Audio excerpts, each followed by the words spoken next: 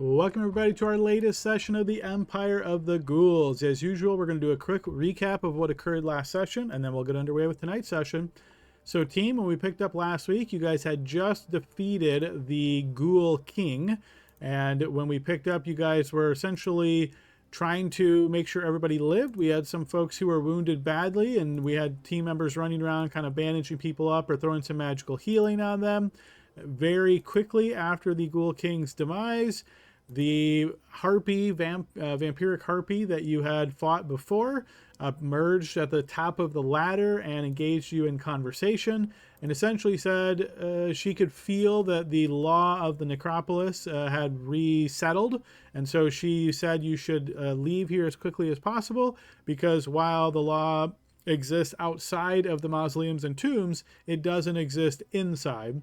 So essentially this was a push/threat for you guys to leave. You guys did scan around quickly down here to see if anything of interest was there.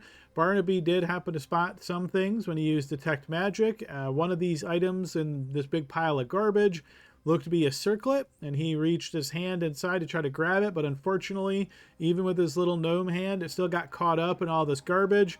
So while the rest of the team had climbed up the ladder and was making their way out, Barnaby was a little bit delayed. Up top, the harpy woman was kind of taunting you guys or just being a little bit of a lingering threat, you might say, on the edge. But after a short period of time, she seemed to look towards the wall, and then she flew very quickly out of this location. So you guys decided to make your way up and try to put some haste into this. Not sure what that meant exactly or what was going on. So you guys backtracked, made your way out of the catacomb, and got yourself back to the first level of the mausoleum. You went back to the statue, the jackal-headed statue. You pulled the lever in order to seal the stairs there once again. And then as you tried to make your actual exit from here, you were greeted by the elf individual, the Shadow Fae that you had fought first in the Shadow Road. And it seemed as though he was up for revenge. Him and a few ghouls that were with him were going to try to take your team down. You guys looked like it was going to be really rough as many of your resources were spent, but you had enough left to defeat these guys relatively easily, I would say overall. The Shadow Fae did get a few good shots in and wounded some characters, but there was enough magical healing left and other damage abilities that you guys were able to take that group down without too much worry. You did then search the bodies to see if you could find anything that would be informative, let you know what was going on. Unfortunately, the elf Shadow Fae did not seem to carry anything like that. And so you were left not really sure exactly who was pulling the strings behind him or what that was all about. Once you guys were out of the catacombs, you shut the mausoleum door to seal it up once again. You then made your way back over to the Hall of the Gravebinders and spoke with the head Gravebinder there, the same attendant that you had spoken to before. And after letting her know of your success, she awarded you with the book from Anu Akama, the Book of the Hungering Dead, and handed that over, letting you know that it would allow you the ability to walk amongst the undead unhindered. Well, the exact details of that weren't quite aware to you guys, but the book was handed over.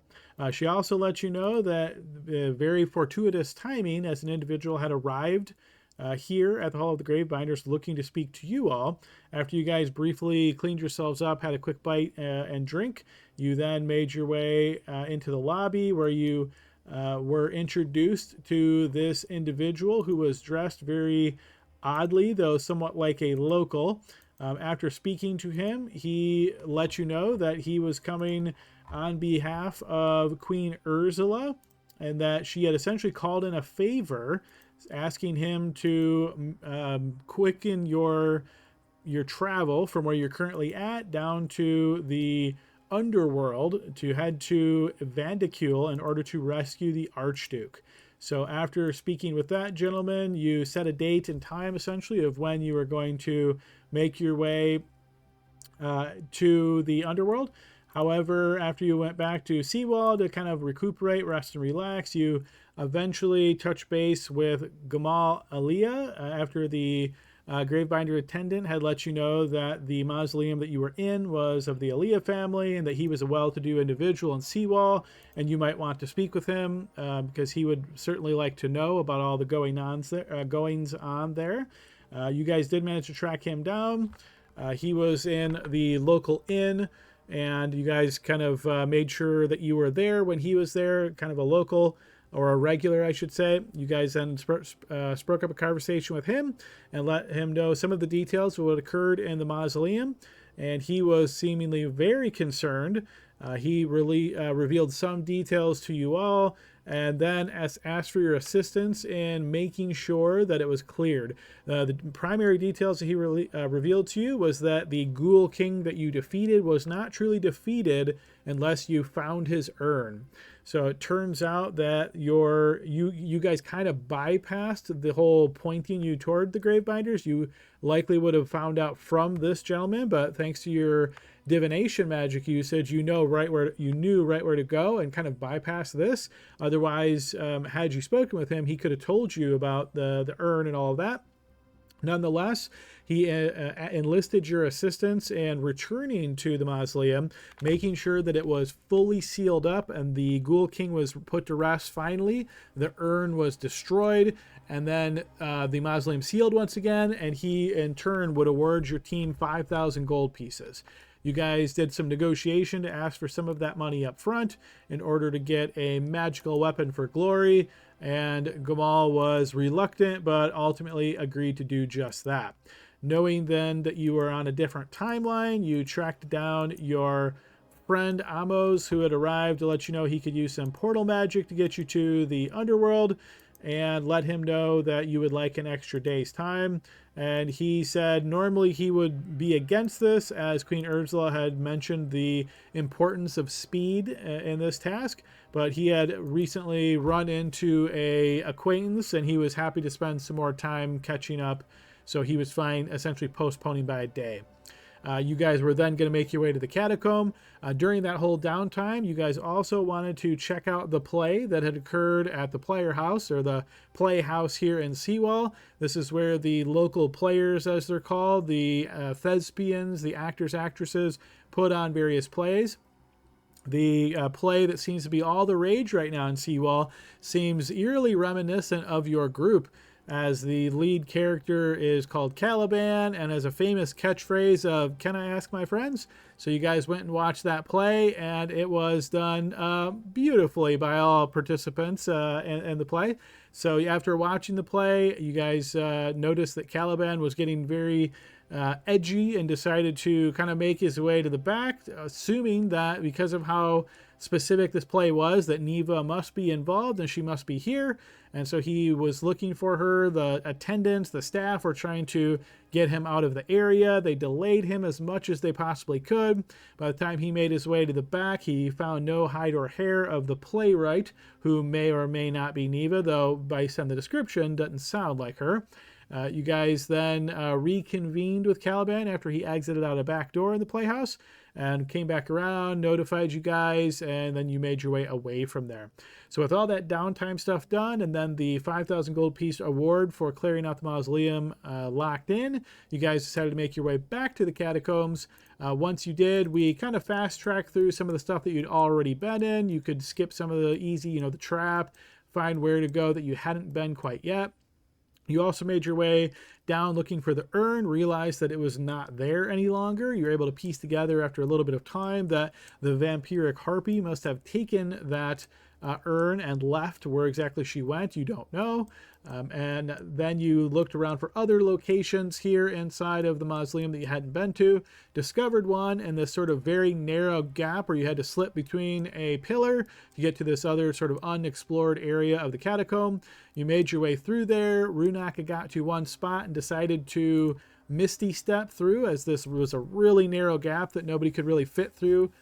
He got to the other side, kind of explored it briefly, noticing a few interesting things, particularly noticing the sarcophagi on the east side of the room in these sort of little outlets. And then he noticed that one of them looked to be open. He made his way up to the open one, and inside was an undead creature of some type that lunged out at him. As it did so, the sound of the other sarcophagi opening was easily heard. And that is where we ended our session, team.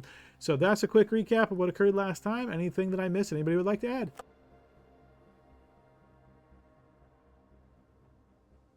Adam, this is not inspiration worthy, but just as a reminder, I do have Detect Magic active right now, just in case it matters, for the next 8 minutes. Fair enough. Yep, good reminder. All right, if nobody else has anything to add, then let's go ahead and get you guys back over to the map where we left off.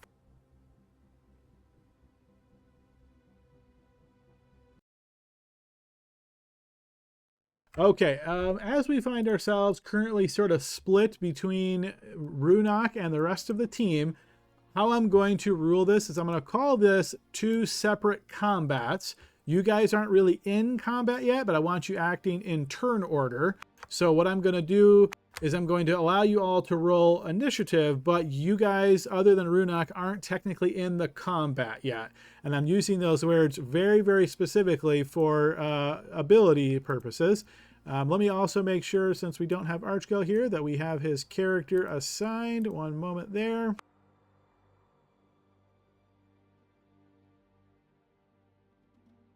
Okay, yes, that is now assigned. Thanks to Grimm's player for running Archgale tonight. Okay, so let me go ahead and throw initiative here. I want to say... No, I'm not going to call this surprise, but again, this is going to be 2 separate combats.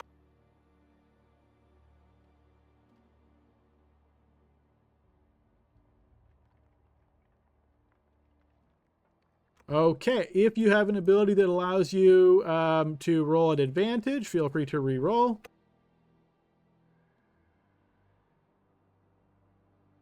I think Archgale can offer up his initiative order as well. Sure, yep.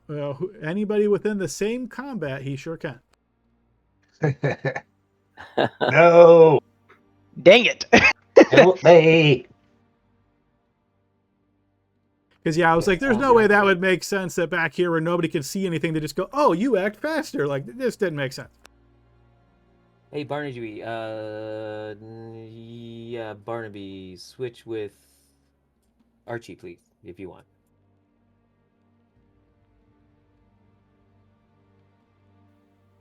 Yeah, I can do that. I don't think there's too much value in it, but I'll do it. I'll go to Okay. 21. And I did scream last time, Adam. I Yes. screamed. Yeah, I saw that in text, so you guys certainly would have heard a scream echoing down the tunnel. All right, let me just make sure we've got everybody's initiative accurate. We're going to resort.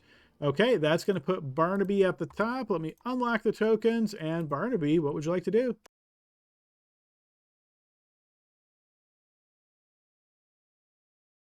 Well, I'm going to go ahead and I'll go ahead and Misty Step over into that area there. All right, go ahead and burn that slot. Are you trying to appear in the first space that's large enough for you to Misty Step to? I'm going to Misty Step to there. Okay. You appear there.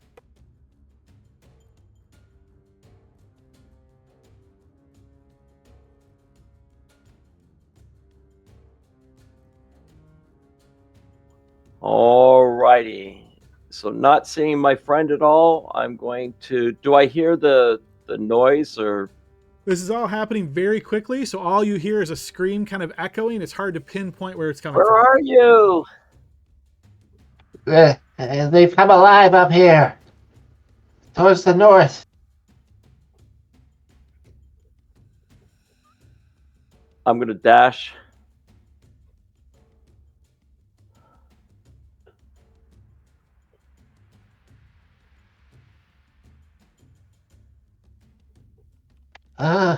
Hello. All right, I'll go ahead and that'll be my bonus action, my action, and I'll Tap, you're it. All right, Laud, your turn. All right. I want to like search for like a secret door or something like that to get through. Is that like how would that work mechanically? Like, is it only like the tile that I'm on, or would it be like can I kind of use that action as I'm moving along the wall to try to find that, or what? When you use the action, you search everywhere within 5 feet of yourself. So you would search like the 4+5 square that Glory's in. You can assume like that. Okay, I want to do it. I'll like temporarily occupy like Grimm's space, I think, and then do that. Okay, sure. Go ahead and throw me a perception check as your action as you're trying to perceive your surroundings. Okay. Oh, excuse me. Shut up. Alright, one sec. Gotta find the.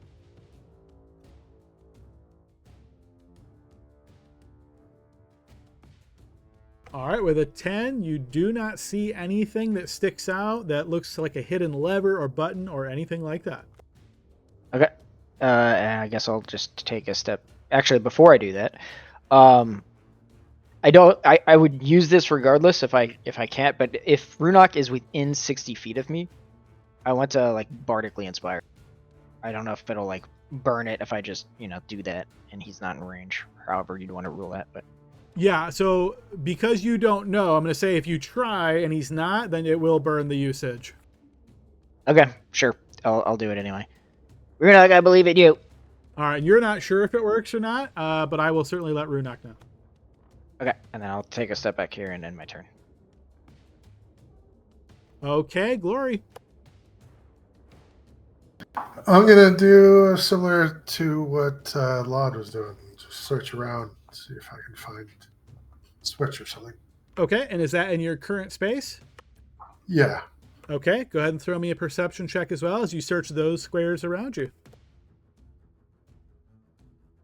All right, you look pretty thoroughly here for any, again, button, lever, anything like that, sliding, hidden, but no, there does not seem to be.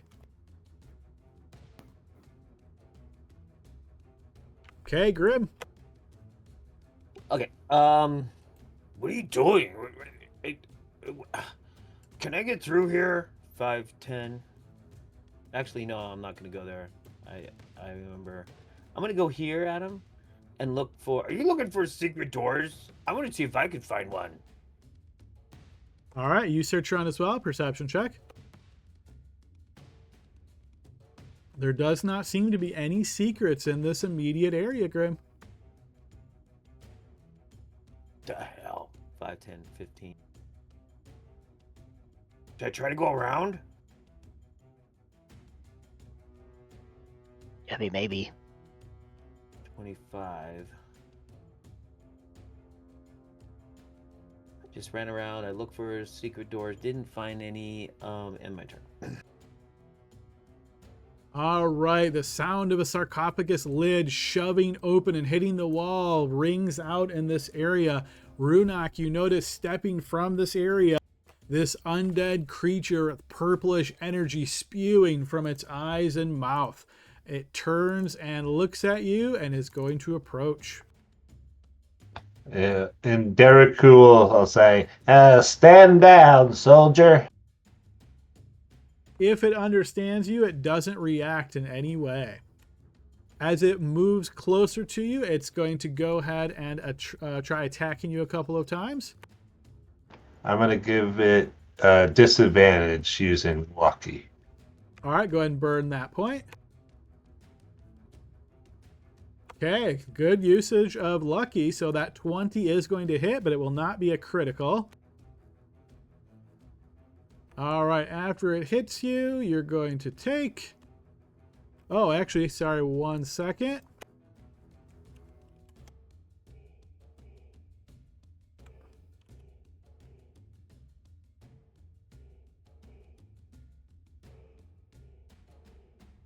All right, sorry about that. So, all right, you are going to take...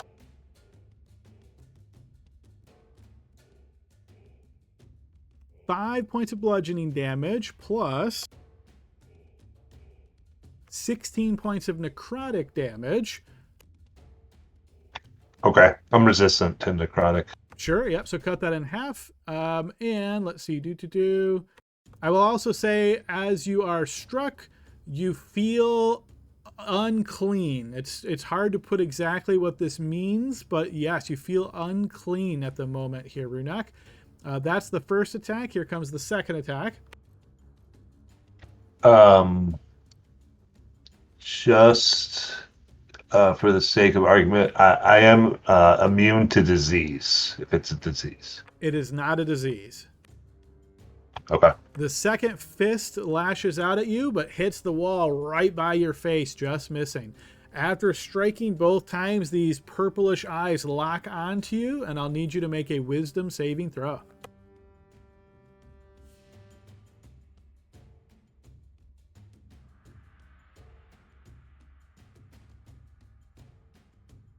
All right, having failed this save, Runak, you have the frightened condition.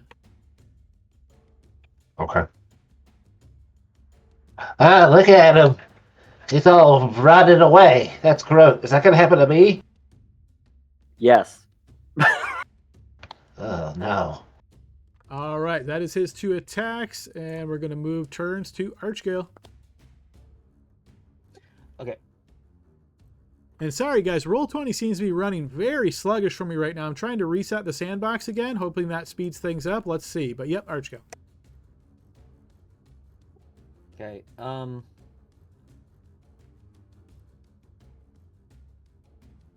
Move 5 feet. I see unoccupied space. He's got no teleport abilities.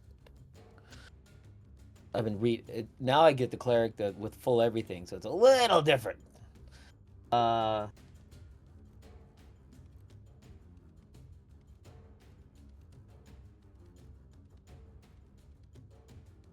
Just gonna move there and take a dodge action.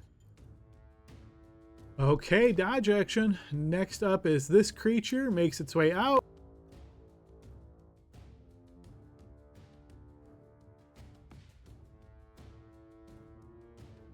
And slumbering slowly over that direction. All right, this one, Runak, you're face to face with. It is going to attack you. All right, it is going to hit you on that first attack.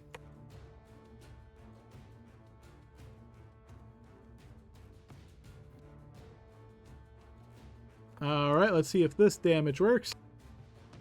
Okay, so that is going to be 10 bludgeoning and 7 necrotic since you're resistant. As this first attack hits, that's going to activate the creature's Vex ability. It's going to make this second attack at advantage. 20 is going to connect for another 12 and 4, so another 16 points of damage there.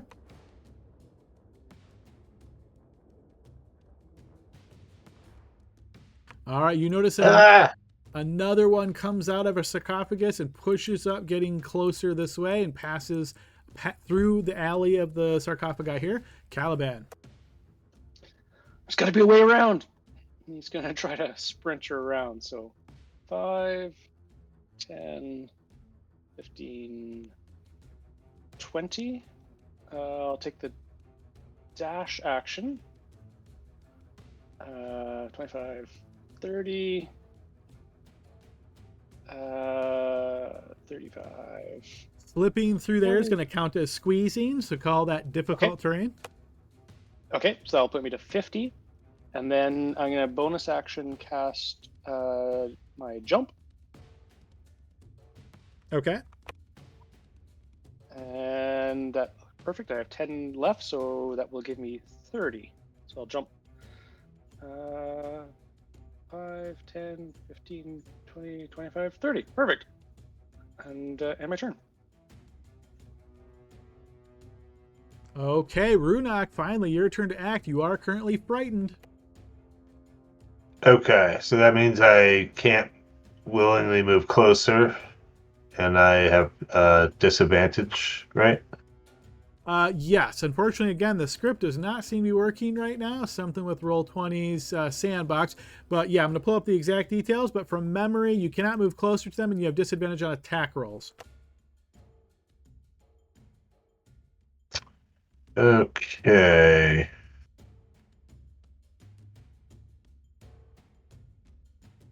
I am going to attack the one that just hit me. Okay.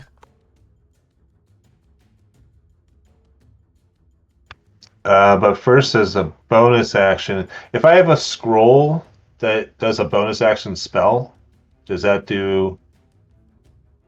Does that cost a bonus action to read the scroll? Oh, good question. Is this just a spell scroll? Yeah, it's of hex.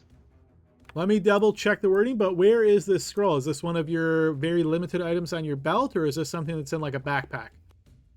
I think, taken it out on a different combat and put it on my belt. As long as you have that marked somewhere. So what is on your belt right now? Just that. Okay, so you have no potions. That's the only thing you have. So yes, the wording of this says if the spell is on your class's spell list, you can read the scroll and cast the spell using its normal casting time.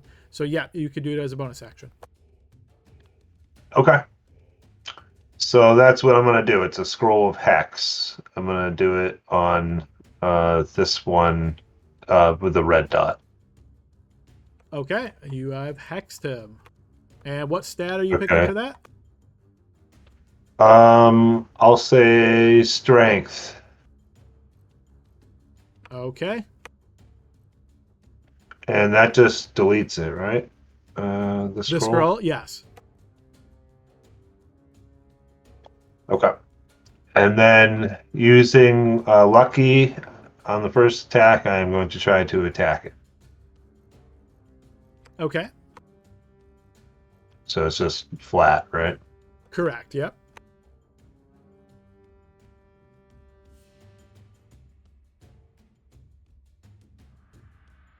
$14 will connect.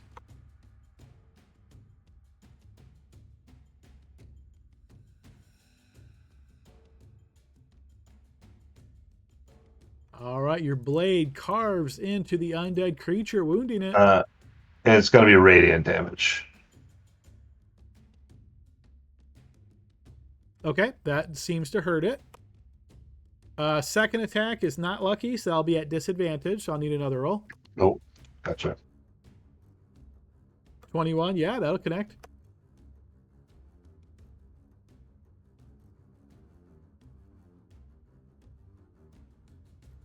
All right, using your great sword, you slash out twice at this creature that's right up against you, wounding it twice. All right. I think that's all I'm going to do because I'm not going to take the op attacks. So. Okay. All right, you notice another one pushes out, getting it where it can, and is going to move. Oh, I'm sorry. For those two that hit him, can I roll the hex damage on that? I forgot that I cast that on him. That's necrotic damage? Yes. You see Does that have no effect? No effect. Okay. All right, top of the round, Barnaby. All right, I see my buddy getting shellacked a little bit. Guys, hurry up! I'm going to cast Bless just on the two of us. So that's what I'm going to do.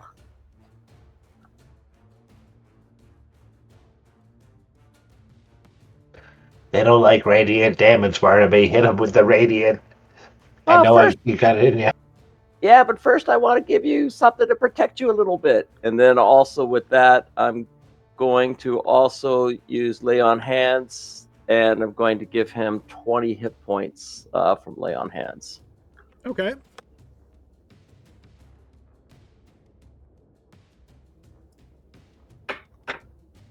Then I'm going to move over here so I can have a little bit of a visual of what's going on, and that'll end my turn. And yeah, so we both have Bless. So thank you. All right, so detect magic fades, and now you're concentrating on Bless. Yeah. And Adam, my apologies. I meant to move up there. I was moving my screen. I meant to move up one in case he wanted to escape. All right, fair enough. Okay, we'll move to Laud's turn. All right, I can hear fighting, I assume. I have no idea what they're fighting. 10 feet. Glory, you ready? And I'm going to cast Dimension Door with Glory to try to get across the wall over there where I can see. Let's go. that space. So I'd bring us to there and there. All right, go ahead and burn that slot. You appear there. Oh, there they are. Get up, Glory. And I'm going to get out of the way so that you can kind of run through. So I'll move back over there. And that's really all I've got. That'll end my turn. Okay, Glory. All right, rage, and then I'm going to move up and attack the one to my north, closest one.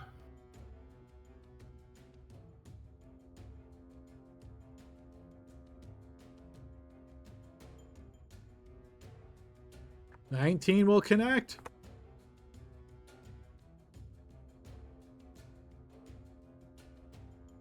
You slash in, wounding him. Yeah, that'll connect as well.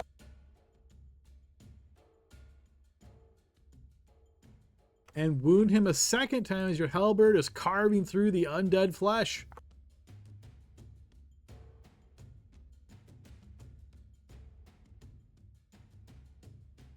Okay, Grim. Okay.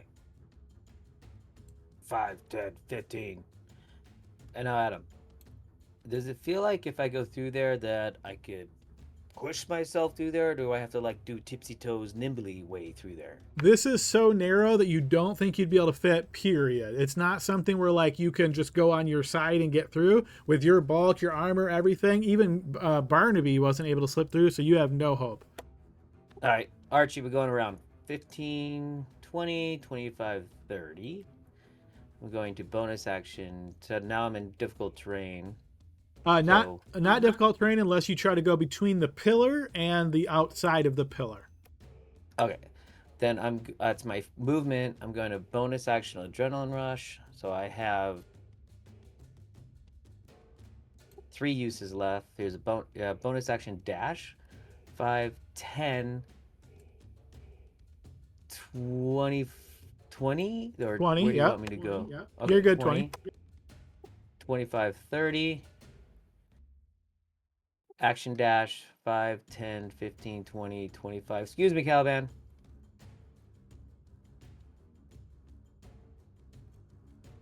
Hey, do we just go up there? No. Don't know. Must be. Nope, because we already went that way. 30. So that was my movement, adrenaline rush, action. I'm donezo. Alrighty, this one's turn, facing off against Runok. It is going to attack him twice. That first attack smashes into Runok, connecting. 7 bludgeoning and 3 necrotic for another 10 points of damage. Second attack. That one is going to miss. When it misses, I am going to use a battle maneuver and riposte. Okay, this will still be at disadvantage because you're still under the frightened condition.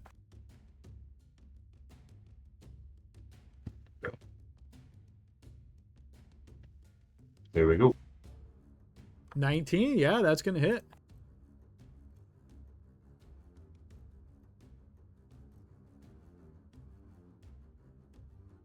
I think it's a D6.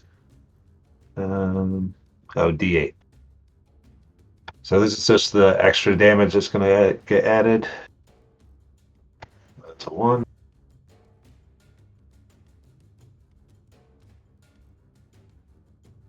And in case it matters, Runok, you may want to turn your bless on just to make sure that you don't forget it. Oh, thank you. Thing. Yes, I don't have that on. I mean, you didn't need it, but I just looked at it.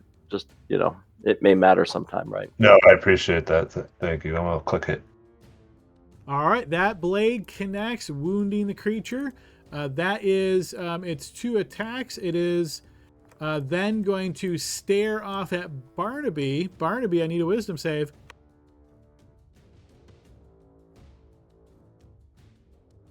All right, now this may get a little messy. I'm going to put this tracking on you guys. So I'm going to trust you to track this. Barnaby, you are immune to Green's Frightened Glare. All right, that was its turn. Archgill. Archie's gonna move here, yell down the narrow corridor, Laud, we're going the other way, down the other narrow corridor. Good luck. 5, Okay. 10, 15, 20, 25. And then action dash 35. 40, 45, 50, 55, 60. Alrighty, this guy's turn. He's going to move.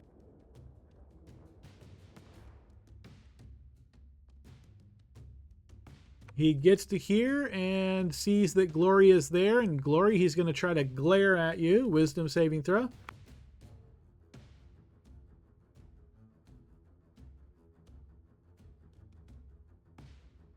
Okay. I'm going to use something to reroll that. Okay, go ahead and let us know what that is. Luck and hope and dreams. That's pretty funny. All right, so you can re-roll it with a plus. Okay, that's going to be good enough. So similarly, Glory, you are now immune to Purple's Frightened Glare. All right, this one is going to attack you here, Runok. 17 is going to connect. It's going to be 4 bludgeoning plus 8 necrotic. Second attack, thanks to Vex, will be at advantage. 20 is going to connect. That's 6 bludgeoning and 8 more necrotic as it's hammering into you. Alrighty, this one's turn. He's going to make his way over to here. Runok putting you into the flank and then attacking you. 22 is going to connect. That's going to be 7 bludgeoning, 5 necrotic, and thanks to his special ability, that is going to cause you to get knocked prone.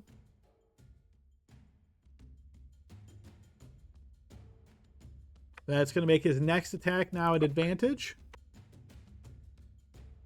I'll do a luck point on this, I guess, to make it flat.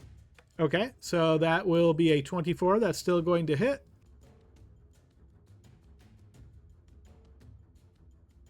That's 12 bludgeoning and 3 more necrotic as they continue hammering into you. Okay, Caliban. All right.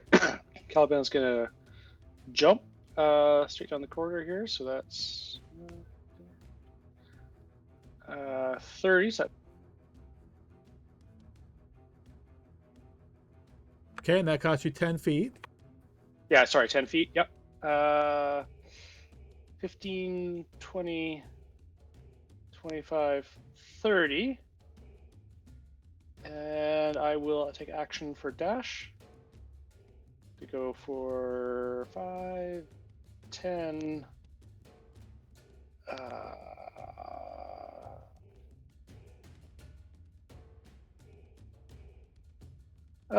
Where are you guys? Shoot. 10. I'll try here. Try move up to here. And yeah. Skid to a halt and then hopefully check for doors on my next turn. Okay, Runok, on your turn, you find that you are no longer frightened. You are still prone. Okay, I'm going to stand up. As a bonus action, I'm going to cast Armor of Agathis on myself. Okay.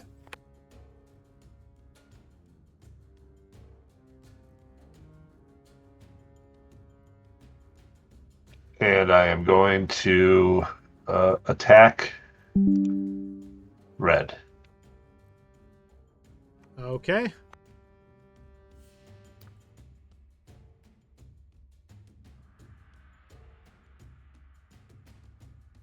Give myself advantage. Does that mean you're using another lucky point? Yep. All right, and how many lucky points do you have left? That is my last one. Last luck point, okay.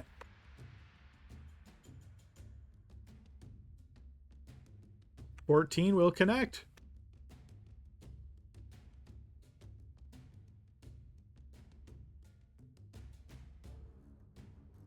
That will wound the creature. Okay, attacking again.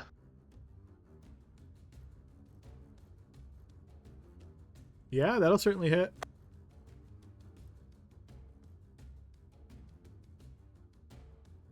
Wounding the creature once again. Okay, I'm gonna action surge.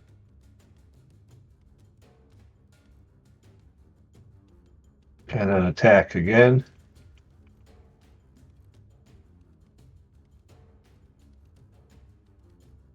Yeah, 27 will hit. All right, with that slash, the creature seemingly goes inanimate. Okay, I'll use my last attack on green. 15 will connect. Wounding that one as well as your blade continues spinning around. Do you get a bonus action because you dropped a creature? I used my bonus action to do armor bag of fist. Okay. So, Yeah, sorry. Yeah. but I'm just like, yeah, I'm never gonna be like you. That's the end of my turn. Alrighty, this one's turn. He's gonna make his way up here to you, Barnaby, and attack you twice.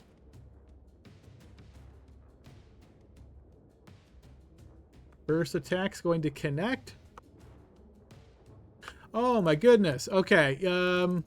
All right, because that was my error forgetting. What I'm going to say, this won't count this time, but what I will say is when you lay on hands Runok, you notice that it wasn't particularly effective. I'm going to let you keep those points because I missed that, but you cannot regain HP right now.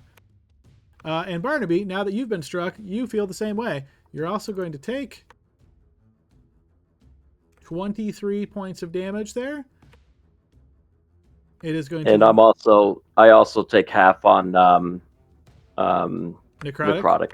Okay, so that's going to be 12 and 5, so 17 total damage there. Here's the second attack. That is going to miss. Okay. Oh, and sorry, Barnaby. Then I need a wisdom saving throw from you as well. Okay, and that's also going to be a pass because of my +5. It doesn't show on that for my concentration. Okay. Yep. Got it.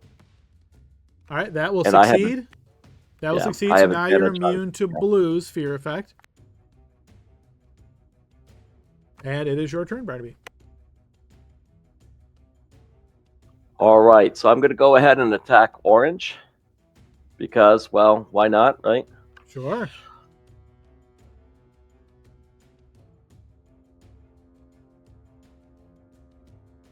$14, yeah, that'll connect. 16 actually with flank. That'll hit. All right, your blade pierces into the creature, wounding it. Yeah, and I'm going to go ahead on that one there. I will go ahead and use a smite on that, so that'll be I'm going to just going to use a first level, so that'll be a 3d8. Okay, sure. Actually, I'm going to use my free smite, so I won't use a spell slot on that. So okay, yeah. So as the blade lights up with radiant energy, that will wound it more. all right, now it's Vex, so I'm going to go ahead and attack with advantage. 16, 18 with flank will hit. Okay, it is wounded. I would jump up and down, except that we've got a whole bunch here. So, but I feel happy. So, okay, Log. We're doing it. All right, I'll start moving 5, 10, 15. Okay, I can only see this one, so I will cast Vicious Mockery at him. Leave my friends alone! It is not affected. You're ugly! Over here, it ended my turn. All right, next up is Glory. All right, I'm going to move up and attack the one to the north.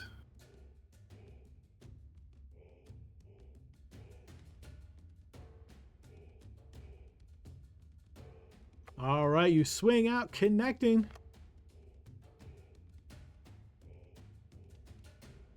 Slashing into it and wounding it.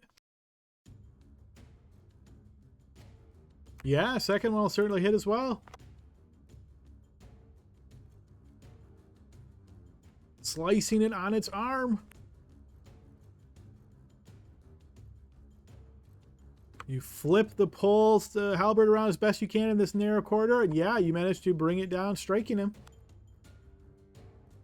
Buttressing his shoulder.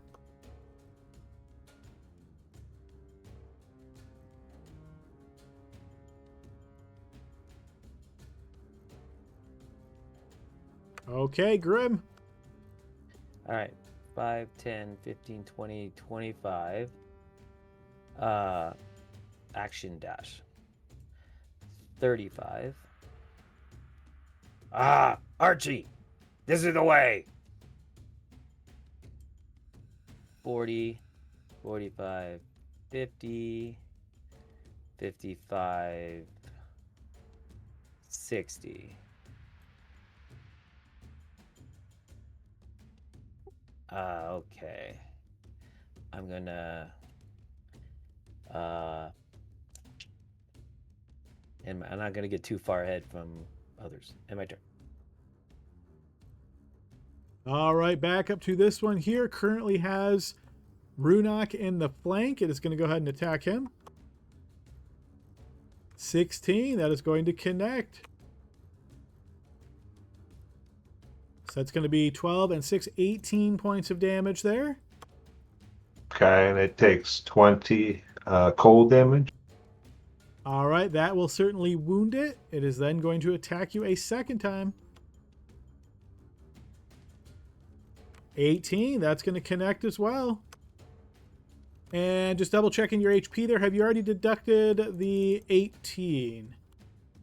I took it off the temp. The The temp from Armor Bagathus. Got it. Okay, here it comes. That's going to be another 9 and 7 for another 16. Okay, so it's going to take 20. 2 of that comes from the temp. All right. And it will be destroyed, so it kind of freezes as that occurs. And I'm going to have 6 left.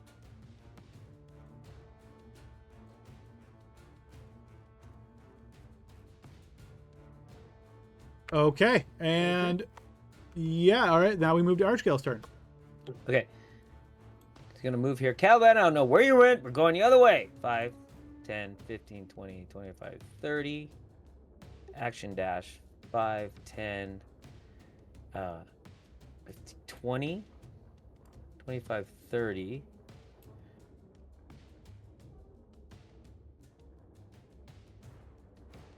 All right, we move to this one's turn. It's going to move. It doesn't come after you, Glory, so that won't trigger. It's going to put Runak in the flank here and attack. That's a 10. That will miss. Second attack is a 17. That's going to hit. No. So that's going to be 8 plus 5, 13 points of damage. Does that set you to 0?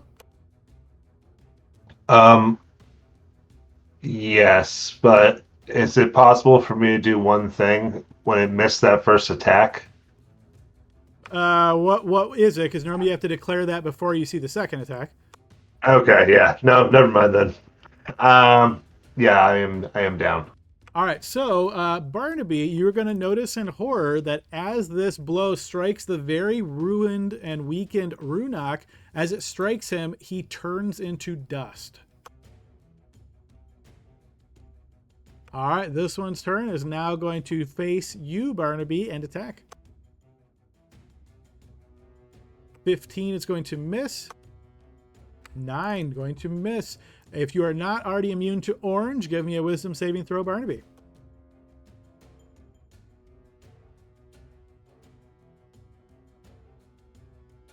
All right, you are now immune to orange.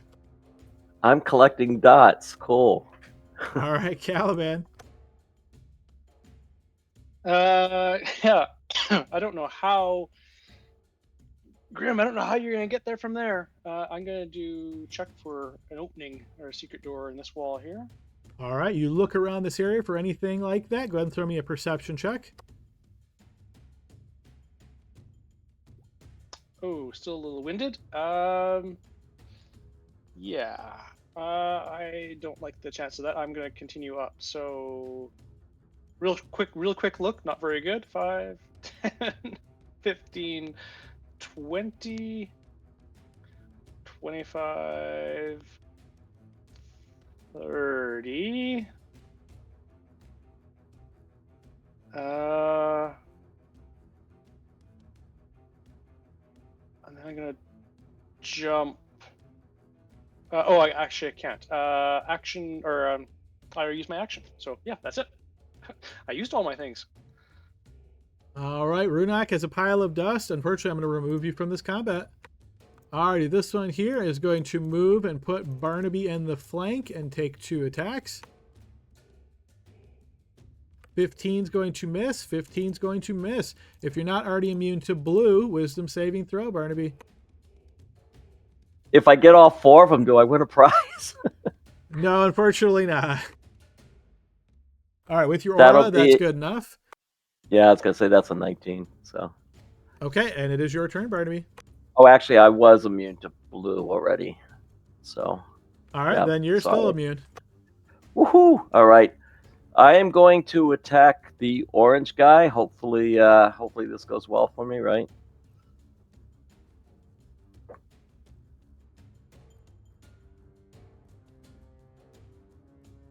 Yes, 15, yes, that's going to be good enough. Yes, and with that pierce, that creature falls to the ground. All right. And then just to try to help protect me a little bit more, I'm going to also do this here. Try to get me a little bit extra protection. I'm going to use my second attack here. That'll critically hit. And this is radiant.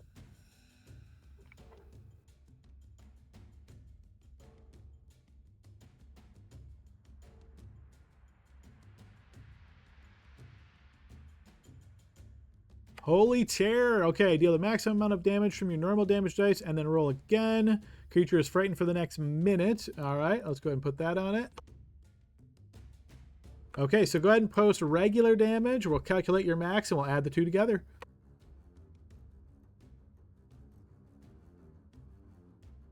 All right, so your maximum would be another 8 and a 6 on top of that. So 14, 15, 29 points of damage. You strike into the creature very effectively, wounding it badly. And I'm going to add a smite to that, needless to say, and that'll be 3d8. Okay. That extra energy will wound it a bit more. It's still on its shaky feet. Hey, it still makes me feel good, though. All right, I'll go Okay. ahead and use up the spell slot, too. Yes, please. Laud, your turn. All right, I'll move here. 10, 15, 20, 25. As you get closer to the creature, you see no sign of Runak, but you do notice a pile of dust and gear north of this creature. Okay. That's not good. I see this thing.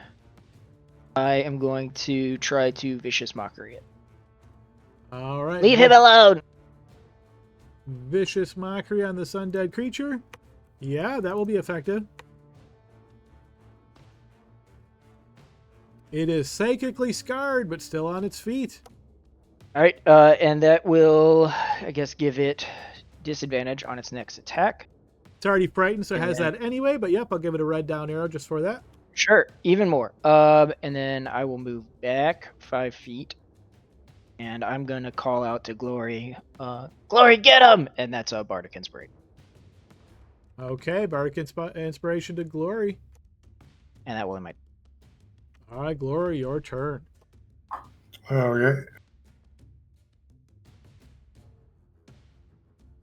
Move 40 feet and gonna attack that one.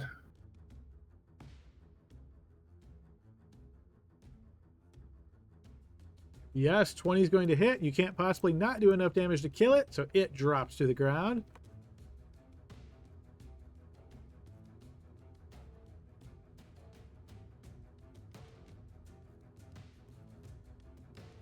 That was all my movement. That'll end my turn. Okay, Grim. All right. 5, 10, 15, 20, 25, 30.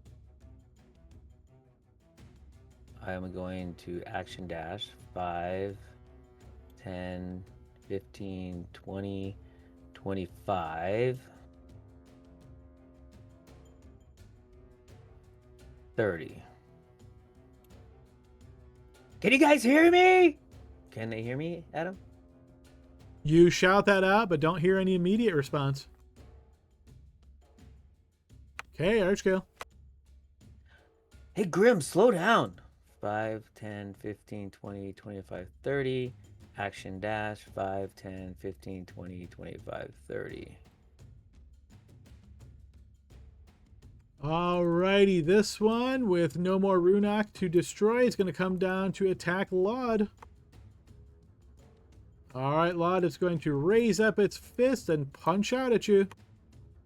6, Alright. that is going to actually be a fumble. Let's go ahead and see what that is. Alright, it's quite embarrassed. You can see it in its purplish eyes. It's going to then take a second attack. 15, looks like that matches. That's going to hit. Yeah, I'll shield that. All right, you burn a shield slot. Go ahead and do so. And then it is going to give you the dreadful glare, and I'll need a wisdom save.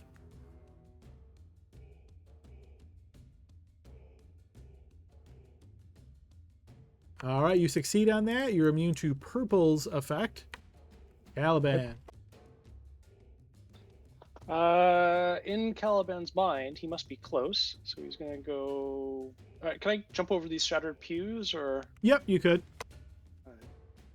10, 15, 20, and this is going to have to be kind of systematic and slow, but he thinks something along this wall, and so he's going to take another field. There's got to be a way through. Oh, geez, that is brutal. Okay. Hang in there, guys. Can anybody hear me? End my turn. All right, that one was previously destroyed, so we move to Barnaby.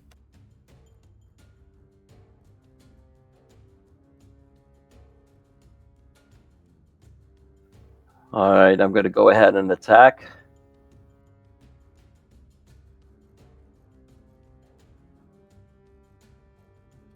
$16 with the flank 18. Yeah, that'll hit. The blade pierces in, wounding it. All right, this one here is going to be at advantage because of effects. Yeah, 23 is certainly hit. Wounding it again. It is barely on its feet. Yeah. All right, let me go ahead and use another one. As long as you don't roll 3-1. Okay, it is dead. I would never be able to do that, would I? Yeah, I can't imagine. With the immediate enemies destroyed, I'm going to take us out of combat. I'm going to ask Grim and Archgale to hold up for just a moment. All right, so you're moving through here kind of quickly, Grim, trying to get to what you can see, trying to get to your allies. You're noticing a lot of dusty areas around you, a lot of similar kind of layouts that you've seen in other parts of the catacomb. But if anything, it seems like this area is even less well-traveled than other areas. Feel free to continue moving. We're out of turn order, so move whatever's reasonable to you. And the rest of the folks, same thing on your side. I'm just peeking around the corner here. Come, Archie, get over here. Don't go inside. Stay on the perimeter. Archgale, get over here. Caliban's going to keep trying to check through this wall. There's got to be something there. As a Oh my god. lord, would I know like what this effect is and if there's any way that we can possibly revive Runok? Hey, he's over here. Glory, I got the cleric. Religion check here. All right. Rod. Okay. Through knock. I think. No, Laud, you are not familiar with this. Okay. I'm going to pile of dust. Right? Is that the thing? You just see a pile of dust and gear resembling Runak's gear. It was the mummies that got him. Okay.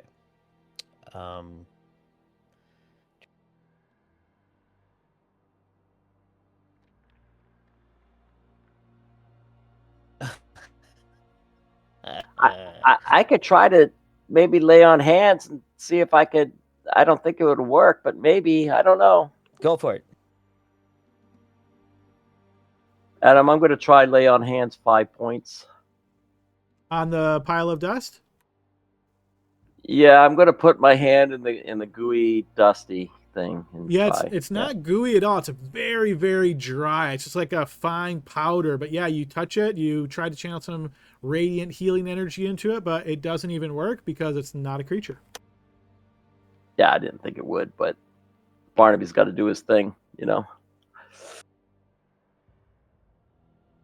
I do have something, but it's with a touch. No, it's not a creature. Okay, that's not gonna work. I totally don't want to segue us, but this is an epic roll string of failures here, Caliban.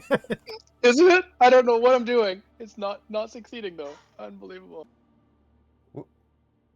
I think Caliban's in the church room with the ladder, the stairs. That's where he's stuck. He'll find us. He's a good tracker. Yeah, I'm sure he will. He'll be here in a minute. Okay, so Archie. Okay. Sorry guys, I gotta think about. I don't think I have anything to bring a non-creature back. You should Doesn't think he about it have, really. Can he ask his deity or anything like that? I have. What do I have? I can do. No. Gentle repose, but I think it says creature. Touch a corpse or their remains for the duration. The target is protected from decay and can't become undead. This spell also effectively extends the time limit, raising the target from the dead. Well, Well, maybe we could scoop him up. I can revivify. Has it been touch a creature? It's not a creature.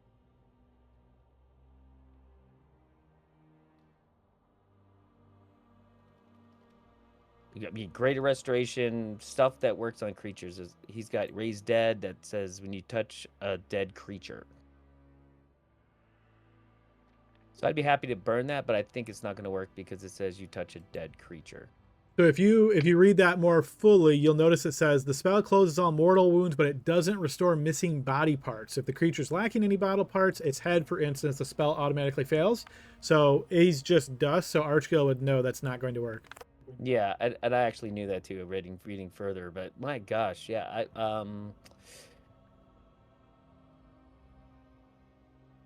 I mean, all I have to ask my deity is kind of it's not that great. It's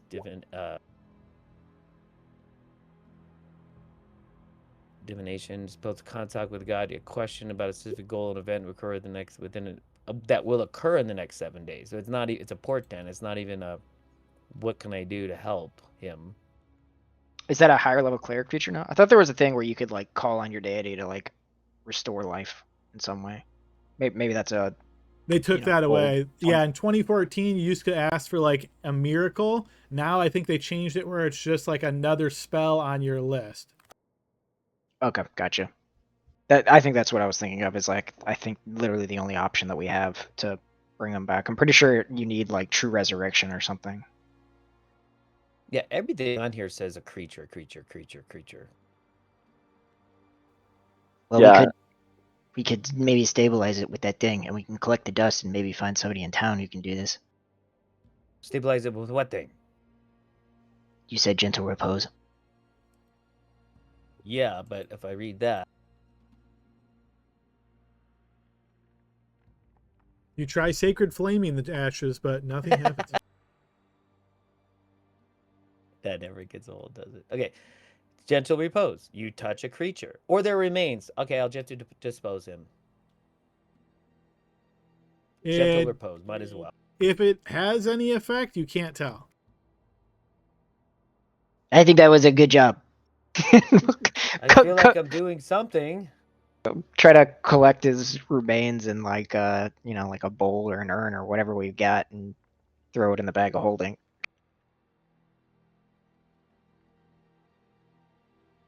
Okay.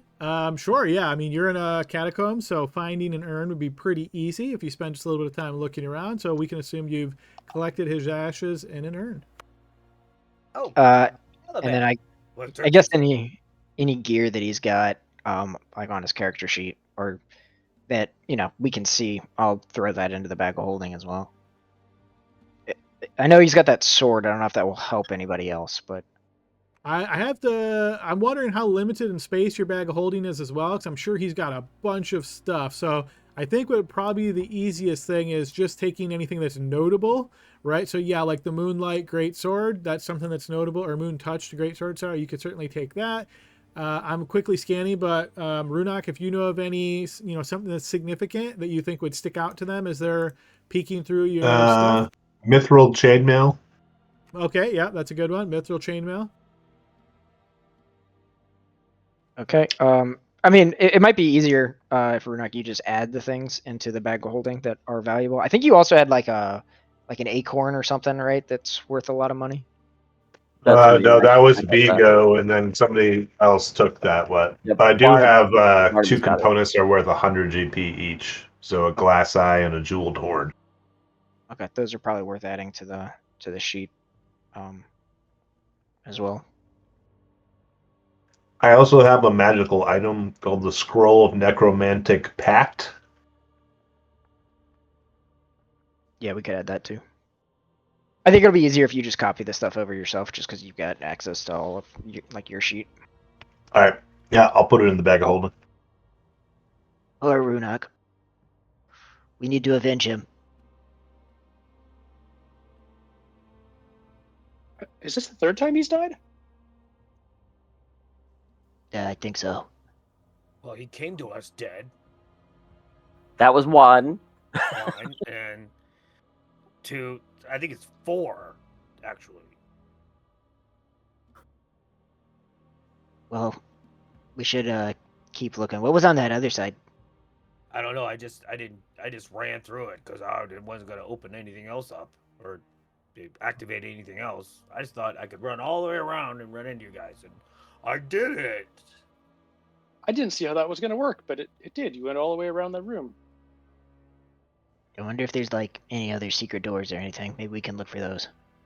I've checked thoroughly. There are none. What about on this side? That's awesome. Archie, maybe your guide can help us search. Yes, of course. May Rava bless you as you look for secret doors. I would like to investigate for secret doors. All right, go ahead and throw a perception search check to see if you find anything in this area. Is that can it be investigation or is that just perception? Yeah, if you're looking for secret doors, it's primarily going to be perception. Oh, okay. Well, if you told me, I'll do it, but I am not the most perceptive. Actually, I'm decently perceptive. Okay. Yeah, not at all. Yeah. Right. Double Yes. 20. The time to use. You're so used to having all your exhaustions. That's what it is. Unfortunately, even with that amazing roll, you do not find any secret doors. Hey, Lon. Hey, See, I told you.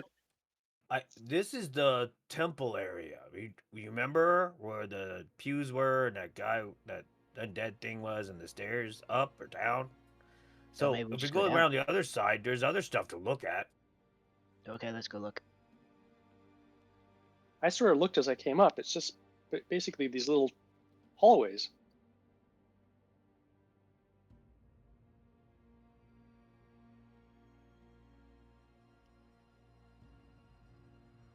Did we search the place where the skeletons came out of? Those guys look like mummy lords or something. Maybe they had something in there. Oh yeah, maybe we should look. As everyone runs away. Back to the coffin. Back to the coffins. No, I stopped as soon as you said it. You want to go check those out, Barnaby? Yeah, I may as well. I mean, you never know, right? Yep. spectator. Oh, look. I think we left some of. I think we left enough dust here for his left leg. Maybe we should. Anyway. It'd be really unfortunate if we didn't empty the urn out first. So if we resurrected him, we got somebody different. I feel like Laud would have found the urn and just dumped it out, just on the ground, just then scooped up Rudok into it. That person's been dead long enough. They're fine. He's got like a weird arm. It's not his arm or something. Yeah. Yeah. Can we? Were these the coffins that they came? They out of? are. And Calvin, I think you should be the one to search these since you're on a really good streak. If you added all of my searches together, would not have added up to one of Laud's rolls. Nope, actually he cast Bless, so it is not. Caliban, you search around looking for anything of interest here in the dried out, desiccated remains of these undead creatures, but you don't find anything of interest. Just more dust. I was talking about in the esophagus themselves. In the sarcophagi, you don't find anything in the sarcophagi either. Okay. All right, let's go around.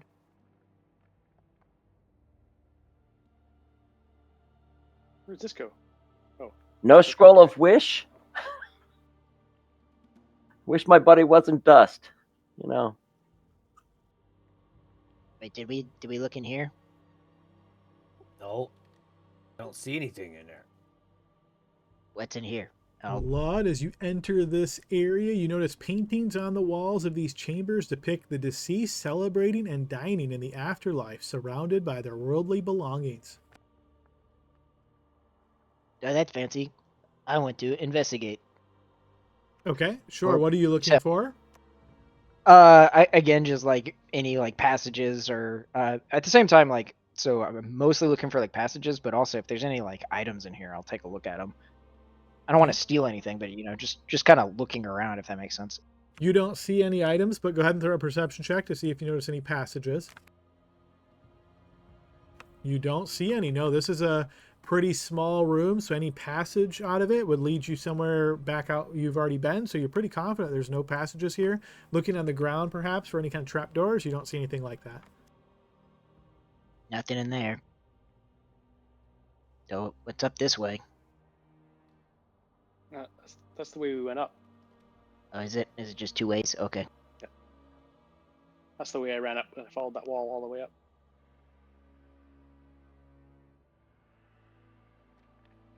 So what about this room? This is very similar to the other room you were in with the same depictions on the walls. All right, I'm gonna assume there's nothing in there and just keep moving. Well, there's a sarcophagus back here. Nothing bad can happen of the sarcophagus, right?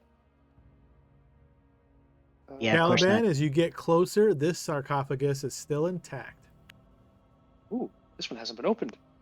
We should not open it. But what if there's something good in there? Like a mummy? Yeah, I didn't get to kill the other mummies. Wait, guys, what are we looking Check for if it's again? trapped. See if it's trapped first. Are we looking for urn, right? Is that what we're doing? No, we already found an urn. We're looking for ways to like, if there's any openings so we can seal them. We gotta make sure to like search the whole place.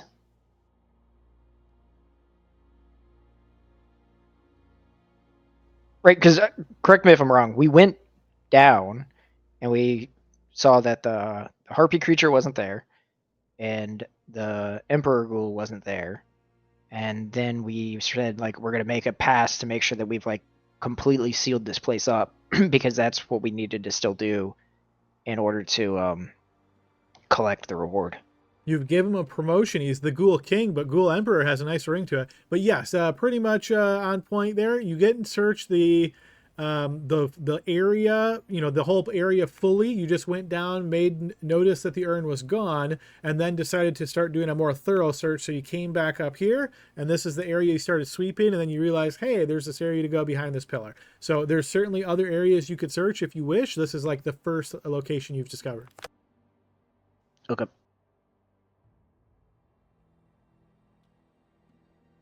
Well,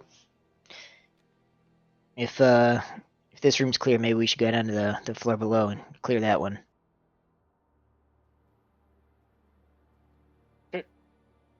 Oh, what about this sarcophagus? I don't Can I think we open this need to one? open them. What if the king's hiding in one of them? You don't know.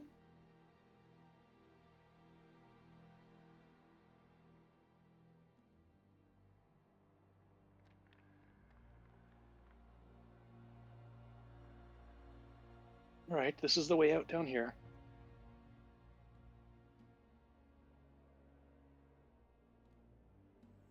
All right, so because you guys have been into a lot of areas so far, if you're trying to quickly get somewhere that you've already been, I can just kind of fast forward you guys. Well, it looks like we cleared this. I don't know if we looked at all the rooms like in the center here. But There was a I- bunch of tombs we missed down the next level. yeah, I think maybe we'd go down to the next level and kind of do the pass around like the edges and stuff, and then which is this way, falling ground. Oh, am I lost again? Let's back up. Map knowledge. Isn't that the stairs to the top level? No, the stairs at the top is like in the south of this map. Oh, no wonder I was lost the whole time. Not that it's important, and not that I'm trying to direct you in any way, but I think it's very funny you just said map knowledge, because if you're really paying attention, something should have stuck out to you like a sore thumb in this area. Well, The carpets. I know. I remember the carpet. Did we check under the carpets to see if maybe there's a hidden Oh, yeah, good anything point. under the carpets? Last time one of the carpets tried to eat us. Eat me.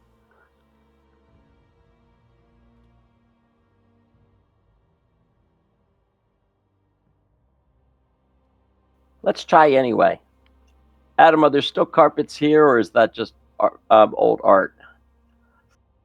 There are still carpets here, but they are really ragged, old, and destroyed. You guys are correct that when you came in here before, one of them lunged and attacked, but the rest of them seem to be just regular old rugs.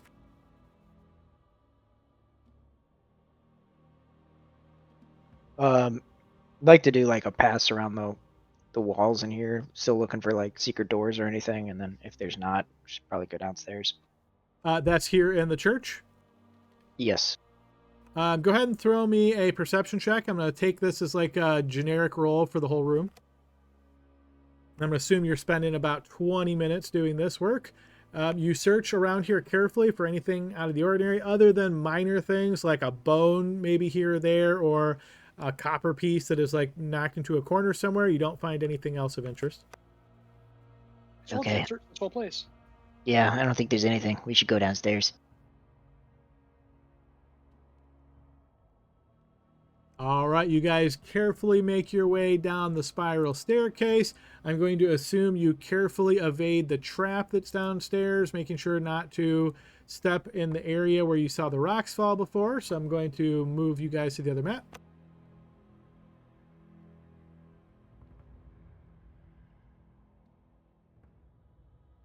Yeah, we didn't explore all these side passages here. Yeah, we should check them. I don't remember opening them either. It might have been the harpy. There's a tight squeeze over here.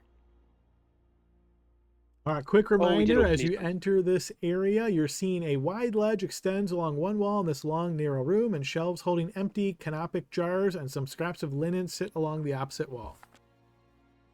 Do you want to upgrade Runak to a better jar? You should check for doors and stuff.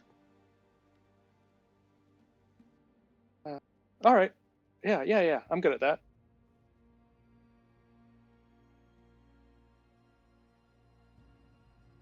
To be fair, it's the highest I've rolled. You search around this area, Caliban, looking for anything hidden, but you don't find anything. Nothing. I don't think there's such a thing as a secret door.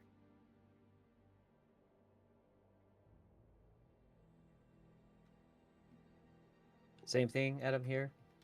Yes, very similar.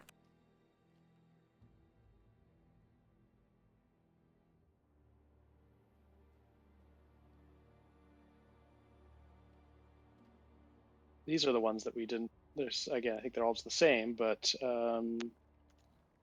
They appear very similar to the ruins you were already at. Who's that? Ghost in the machine. That seemed weird. I want to investigate it. Sure. Looking around for any like secret doors, that kind of thing. Go ahead and throw a perception check. No, you find nothing like that in this corner. you are crushing those, Carl. It's like the one time that I've rolled well and there's nothing here. I'm so jealous. Can I take a look here for the stuff? What is the stuff? Secret doors? Yes. Yeah, go ahead and throw a perception check. No, you find nothing like that in this area, Grim. Hey, Laud, was this floor bloody last time? I don't remember. I don't remember, but I got hit a bunch, so it might be mine. I'm bored. Welcome back being home, right? Your blood. What about in this room? Does that mean you want to check do a that side, I'll check general over. search of the room or a specific area? I mean, I would think more likely the side walls. So like, I mean, maybe each of them.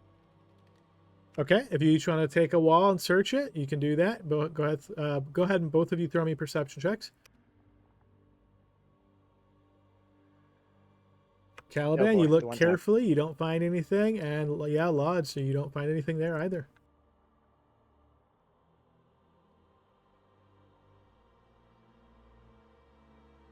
Do you know how excited I'm going to be if I actually find one? I guess this is the last room. There was lots of stuff down below that's worth investigating, but there's lots Well, maybe. of garbage in here. I guess I'll take a look around the walls again, see if there's any secret doors or anything. All right, if you're willing to spend about 20 minutes searching this entire room, I'll give you just a generic roll of the whole room. Sure, and I mean, I'll go ahead and use lucky to roll at advantage. Okay. Seems like a big. Burn that. You are quite confident that other than the trap door, there are no other secret doors in this room? Like, maybe there's nothing left in here. You know, but when I killed him, he turned to sand, and the sand floated up, which would be up on this level. So I do feel like we're missing something. He went into that unopened sarcophagi that is on the other side. That's it. That's upstairs. That's what I think. But I'm not like as smart as Barnaby. Or Yeah. Laud, who told me not to open it. Well, you could there's probably a secret door on the other side of it to go into it that way. All right, to try to speed this along a little bit, if you guys are willing to spend some inspirations, I'll give you some pretty big hints. I'll go. All right, Yeah, Grim. sure, I'll use one too. All right, I hear two of them. Okay, so first hint, Grim, you're going to burn this one. Sometimes secret doors are found behind statues. And then, Laud, for yours, I'm going to say this other secret door is found right next to another door on this level. Oh, so there are secret. Well, there's statues here. So I don't think we searched like specifically at these two statues. No, you said I searched the side wall specifically, so yeah. Okay, I'll search. All right, you're going to search here, and with a 14, that would normally not be enough, but holy moly, we're going to say you found it. It's right there behind the Okay. I found it, guys. Adam's like, yeah, this is why I don't tell folks how many more sessions we have. You never know, right? Hey, there's something this way. All right, as you enter here, this chamber is much darker than the others and is strangely devoid of dirt or sand. The floor is made of small lapis tiles. Devoid of dirt or sand in a way that, is there like a pattern? What I'm looking for, and I would think a lore bard would know this, is like gelatinous blob marks. It looks similar Try to this that cube. because it is completely devoid of dirt or sand. So that is one thing that could come to mind. It would make sense for what you're saying. Guys, be on the lookout. This is weird. There's nothing in here, so there might be like a creature or something. Caliban will take his sword out and just sort of walk with it in front of him as if he's clearing cobwebs, but just walk with kind of waving the sword in front of his face. I'm just walking with my shoulders broad, like looking for trouble. That works I'm too. a ghost, so I can go wherever I want. Hey, Adam. I'm gonna go ahead and cast Blade Ward on myself, if that's okay. Sure, but remember, time moves pretty quick out of combat, and I think Blade Word only lasts a minute. It does, but it makes me feel gooder. Fair enough. And Blade Word ends. I'm gonna cast it again. No, just kidding. Yeah. That's weird. Yeah, so What- everything you're yeah. seeing in here is this room looks completely vacant of any kind of dangers. You're starting to wonder what the purpose of this room is because there doesn't seem to be anything obvious. There's like this, I don't know, it could be just a map thing, but there's some strange markings on the floor here that cause me to want to do an investigation. Feel free to throw a perception check as you look around. Yeah, this cracked tile certainly sticks out to you, but it looks like it is just from age, Caliban, not hiding anything else more sinister. Oh, okay. All of these like corridors kind of look weird. I'd like to try to take a look in. Sure, throw me a perception check. I'm going to assume you're spending about 2 minutes doing this for the 3 different areas. Sure. Nothing sticks out to you here, Laud. I will say, however, that you realize you're kind of on the exterior of this chamber, and what immediately jumps to your mind is if there's an exterior on the west side. There must be one on the other side too. Maybe it goes around on the top, or maybe there's another secret door. Which we already know.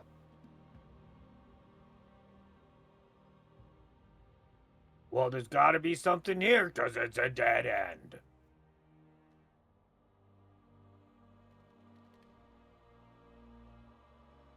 But is it though? Yeah, Uh, I have eyes, you know. Yeah, it's definitely a dead end. Definitely a dead end. But we should check them. Adam, I'll check this area here. Sure, yeah, perception check. Seems Did I very find empty. did I find the wall? Yeah, it is there, yeah. Nice.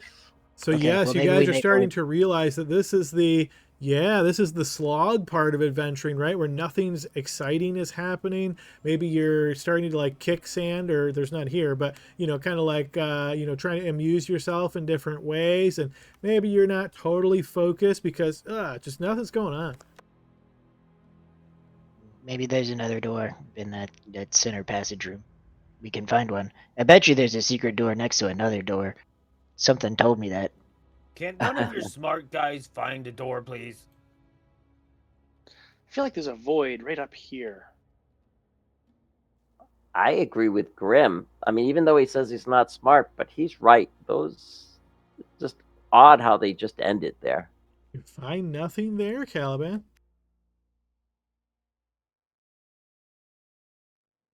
So side note, just for you guys' awareness, this room is intended to be one of the only safe areas to rest before you fight the Ghoul King. So had you found this location, his crystal ball cannot see into this space, and so you could like rest carefully. Ah.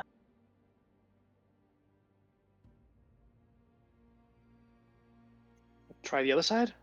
Well, there's a whole bunch of doors over here, and I bet you there's a secret passage next to one of them. Can I rest anyway? I'm bored. I need Archie to pray for me. Where'd you go?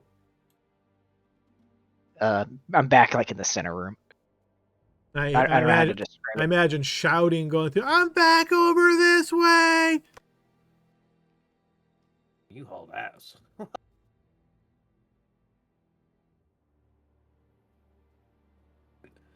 Correction. Who needs prayer? I do. Laud. Unless somebody else is better at this. I don't know if anybody else is like better at searching than I am. I have a good perception. I maybe it should have be a you. +5. Yeah, mine's 9. Yeah, mine's an 8. All right, who gets the blessings of Rava? I think Laud. Laud. May Okay. Rava's light shine upon you, and may you see things clearly. Well, I'm gonna find this secret door. Damn it. With a 1d4, that would not be enough to find the secret door that you totally stepped here and searched for, but I'm going to reveal it anyway. I found it, guys. The 2 times I rolled terribly was Whoa, the 2 you're times there was good at actually a this. secret door. Laud gives up, but he's tired and winded and leans on the door, and it just sort of the wall falls away. Oh, Yeah, there his you go. weight- That's perfect. It's just, oh god, Mopping his brow and just falls to the door. I found it. You are good at this.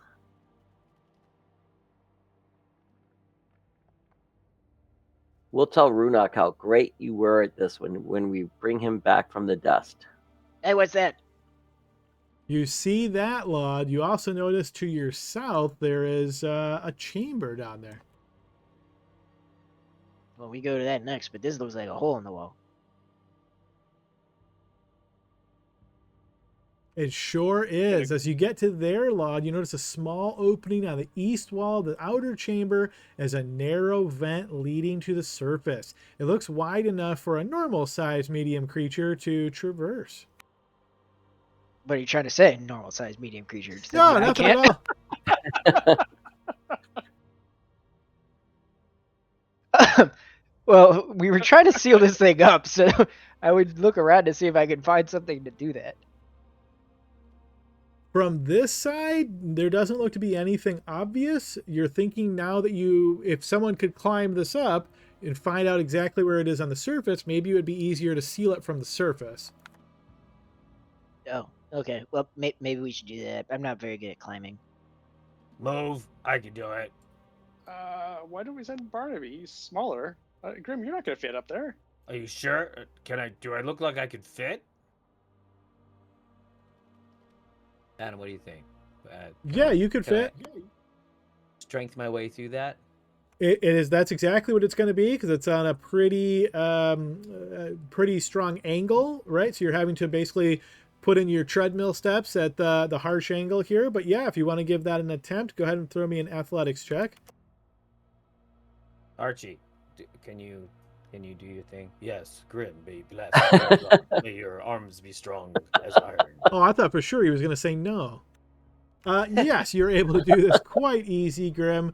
So this is a 70-foot shaft that leads all the way up to the surface. You find yourself on the in the necropolis. Then, when you pull yourself up, you're on the outskirts of the mausoleum. It's not right next to the mausoleum. It's off a distance and like an area where you see that there's other headstones and other like stone internment areas. So yeah, it's very odd that it's here, but there is enough, sand, rocks, that kind of stuff, that if you were to put a bunch in this area, it would create at least a minor seal. And if you were to, put a bunch of sand on top of it, it would be like as though it didn't exist. Now, if someone knew exactly where to look and they wanted to spend the time to clear it, of course they could. You would have to find something more permanent to seal it, but you think that would do the job pretty well. All right, I climb up to the top, and I'm like, ooh. Can I make a mental note, like look at the gravestone next to me and like remember where the hole is? I don't want to seal myself off from my friends. Sure, yep. Yeah, you take a moment to look, gauge where it is, and yes, you think you could find this place again? And I look down and I see a shiny rock, and I'll pick it up, and I go, oh, that's cool. Oh, okay. And then it'll climb back down. All right, you make your way back down. Well, maybe we should explore the rest of this and then go seal that and be done with this place. Look what I found, Laud. That's a piece of clay. Oh. Adam, what are these weird little circles? Is that just some debris? It looks to be, yes. As you're getting more can you- into this area properly here, Caliban, you notice this chamber is much darker than the others. Sand dust the lapis pattern tile floor of this outer chamber. A small pile of sand rests at the opening of a vent in the northeast wall. So you guys already spotted that. Anything down there? It's dirty again, sandy, which kind of makes me nervous because he turned to sand when he died.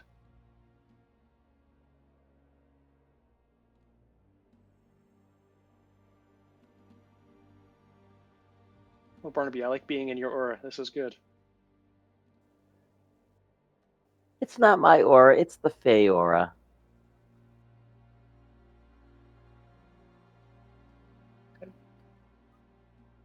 For some reason I don't. Oh, step on that debris. Somehow I jumped out of the wall. Oh no, Lord! Lod was Secret door! never I found so another dead. one!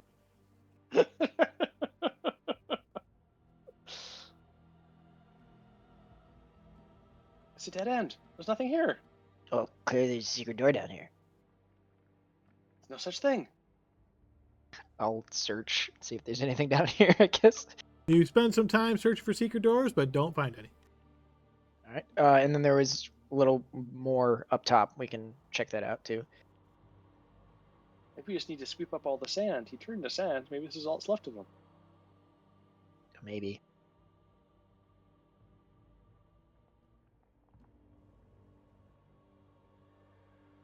You make your way up here, Lod. You do notice that there is like a small pile of feathers and straw in the corner there, but other than that, nothing of interest. Okay. Well, maybe that's how her they got house. out. Hold on. There's tracks. There's footprints. Yes. I'll take a look at the feathers. Like, are they recognizable in any way? Perception check. You notice in this area, amongst the feathers, you see that there is a small token, a brooch, and you find a total of 72 platinum pieces mixed amongst the feathers. Oh, well, I'll take those. Nice. Platinum. What were the other items? Token and a brooch. Add those to the, I guess just my sheet because I.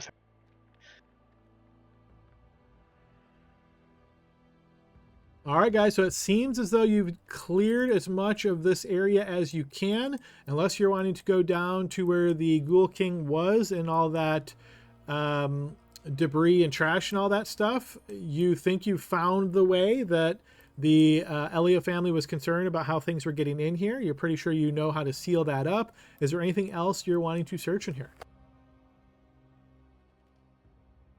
No, not particularly. I think that was the job, right? I think it's worth going down below. There seem to be some interesting things in those garbage piles, though. Yeah, but then we'd be grave robbers, and we said we weren't going to do that. Oh, that's true. All right, does that mean you guys are making for the exit? Yeah, I guess. All right, Unless anybody objects, but. let me go ahead and put you guys back on the other level. As you start making your way, you go back through the spiral staircase, and you know the way out is to your south. Okay, well, we should head back to town. Maybe see if there's anybody that can bring back Runok. No, we have to dig the hole, cover the hole. Okay, we can do that first. I don't do manual labor, though, so that can be your job. Okay. We gotta As I blast our mutter- way through it. As I mutter the exact directions to myself over and over again so I don't forget. As you're making your way down the hallway, Grim, you hear a voice coming from the south. Oh, there you are. I'm glad that we caught up with you. Greetings, greetings. How are you? I'm fine. Who are you? Well, get a Oh, bit there's closer people so we're here. not shouting. It'd be a little bit easier to converse. Okay. Do I recognize them? You do not. Yes, hello. I am Victor. It is very nice to make your acquaintance. I assume you are the mercenaries that were hired by Gamal to clear this area out? I don't know. Mercenary is a fancy word, but we're doing him a favor. A favor, I see. Well, I'm afraid that, well, you see, things have not gone quite well for Gamal. He's gotten himself into a bit of trouble, owes gold to quite a few people, I'm afraid. He explained how much he was paying you to come down here, and, well, we're going to need to come to an arrangement. You see, we were promised gold as well, and he doesn't have enough money to pay both of us. So we're hoping we could strike up a civil conversation and agree how to split what you found in here. Do I look like I'd be the right guy to talk to about civil conversations?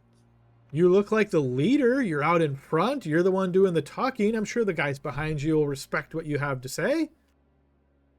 Yeah, you're right. You're right about that. All right. What's your proposal? Well, how about you let us see everything you found? We'll kind of pick through there, see what makes sense, and we'll try to do this fairly. You guys took a lot of the risks, so we're certainly not going to try to take more than what we're owed. What do you you mean didn't.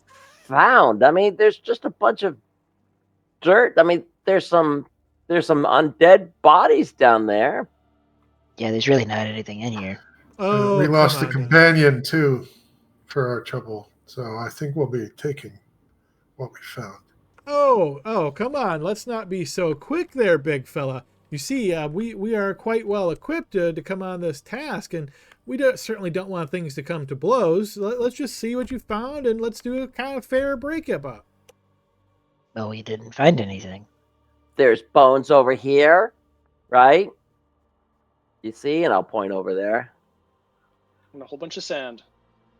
You which see, should he be counting. looks at you all intently, and then you see he puts a hand on the greatsword and he pulls it out and he says, "All right, drop everything you have and let's do this fair, or we do it this way." We grossly outnumber you. That would be a grave mistake on your part. Can we like size these people up and see like how if they look particularly capable?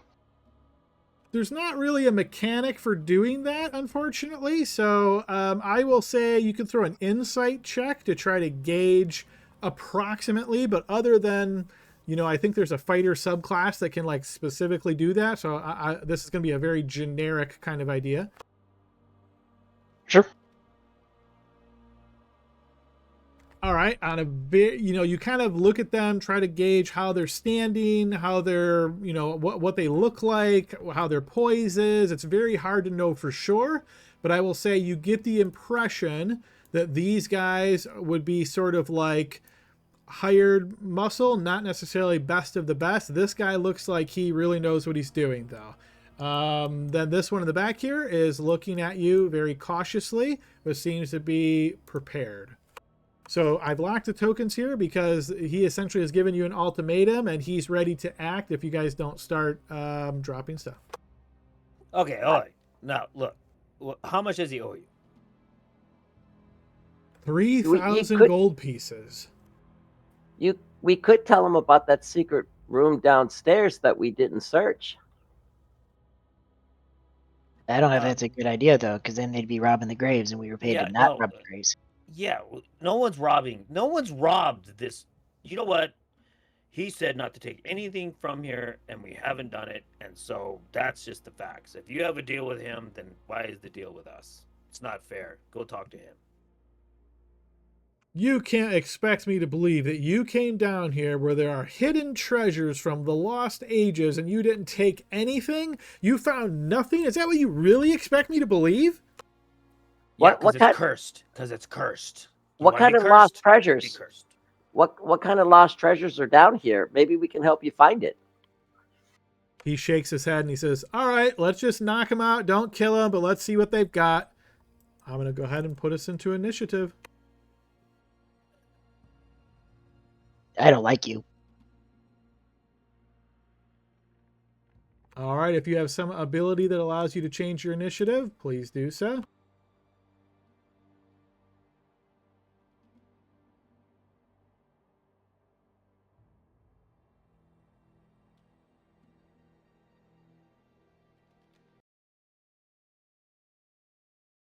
And is Archgale I would offering like- to anyone? Yeah, he's gonna offer to Caliban. Yes, please. Okay. And which was what was a 15? Okay, that's great. Thank you.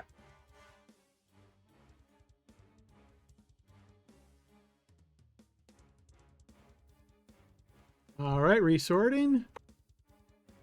Hopefully that looks correct to everybody. Okay, and the I don't first... see Rudok in there. Ha ha ha. Oh, too soon. Ooh. I would have rolled low anyways on that.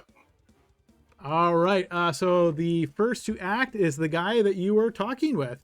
So as he quickly moves into action, you're going to hear him say, "Let's take out the lightly armored ones. It's probably a spellcaster first." And he's going to slide up like this, moving with grace as he does so. As this great sword is in hand, he is going to slash down upon you here, Laud.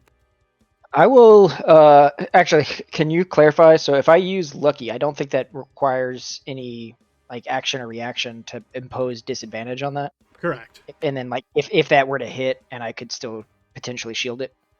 Yes, Lucky's, and I'd have to read it, but I'm pretty sure it doesn't say use a reaction for it.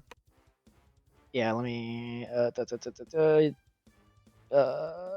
yeah, it doesn't say use anything at all. It just says when you roll a d20 or when a creature rolls a d20 for an attack roll against you. So Sure. I'd like to do that. Okay, so you spend a luck point. How many do you have left? 2. How many do you have total? 4, and I used the one for advantage on one of the checks down here. That was it. Okay, got it. Okay, so this first attack will be at disadvantage. Now let me go ahead and post that. Okay, so 14 swings out you and will barely miss. He will follow that up with a second attack. Okay.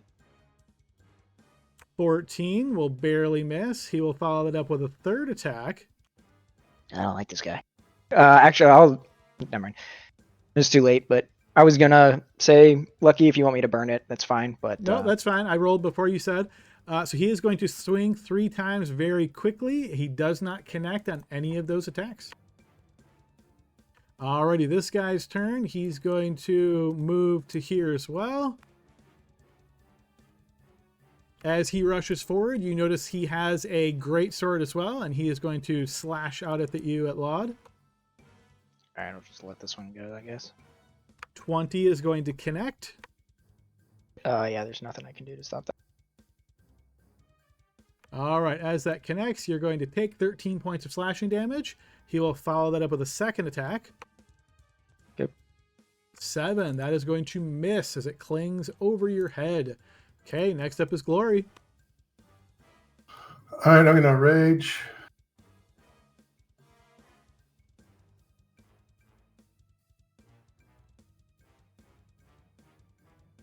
Then I'm gonna attack that one.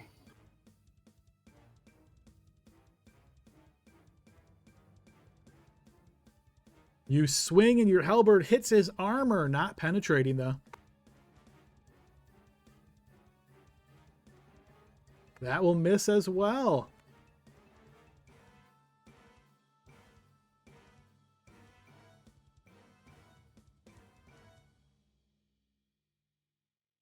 Anything else on your turn, Glory?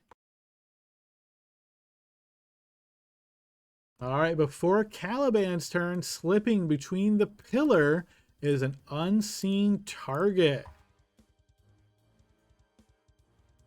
All right, as this individual slips out, she has a crossbow in hand. She's going to continue moving.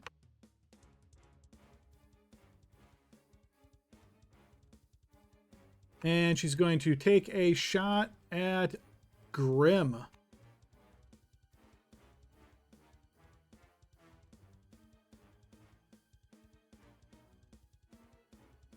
The bolt flies off from the crossbow, but does not connect. All right, after that, she is then going to... Oh, actually, sorry, she's going to attack 2 more times. That one will connect.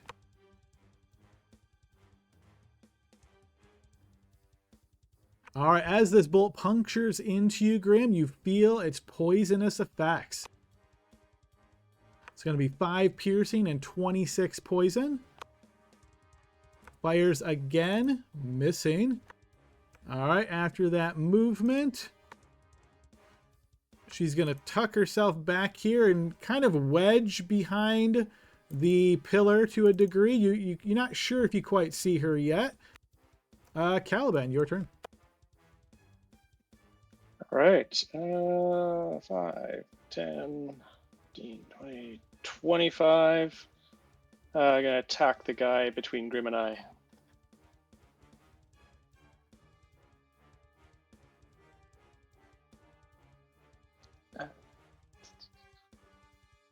I guess I'll, yeah, true strike him.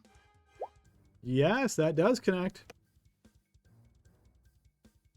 Your blade hits in his back, wounding him. That one, however, even with flanking, will get blocked by his armor. Actually, oh yeah, I guess that does. Okay, yep, I see what I did. I did something a bit goofy there, but that's okay. I will end my turn there. Okay, Grim.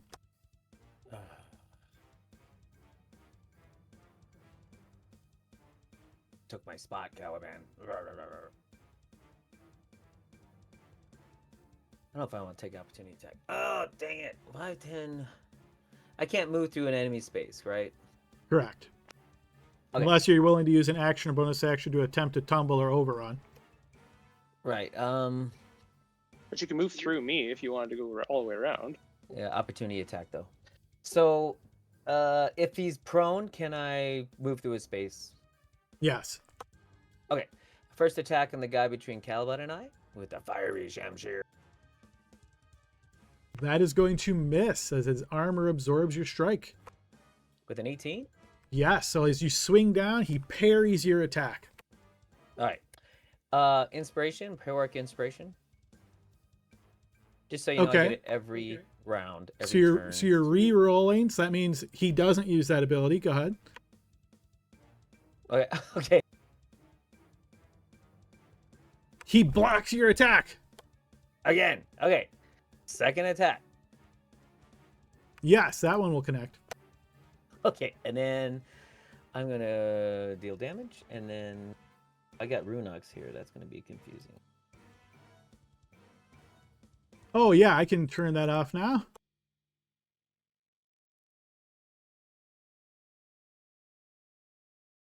All right, I just took that access away from you. Okay, you slash out and do 15 points of damage, wounding him. And strength saving throw, please, and knock him prone. 16? Yes. Yes, that's works. good enough? No, I have 5 plus 8 plus 4. So 12, it's 17. All right, so that will work. You knock him prone. Take the flank on our poor little chubby buddy. And then I will end my turn. I will also like to sap him with my attacks and end my turn. I'm not going to apply sap because you have to declare that when you hit, not after you hit and move. All right, this one's turn.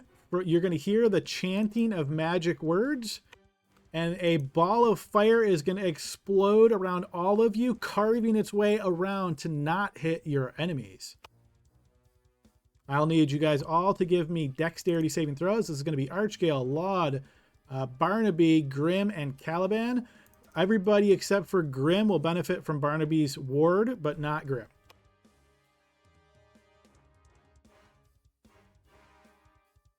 What is the So Caliban plus will, 5. Caliban's going to fail. Grim, let's see, Grim, Archgale will succeed. Barnaby will succeed. Laud will succeed with the aura. And then I think we need Grim's roll.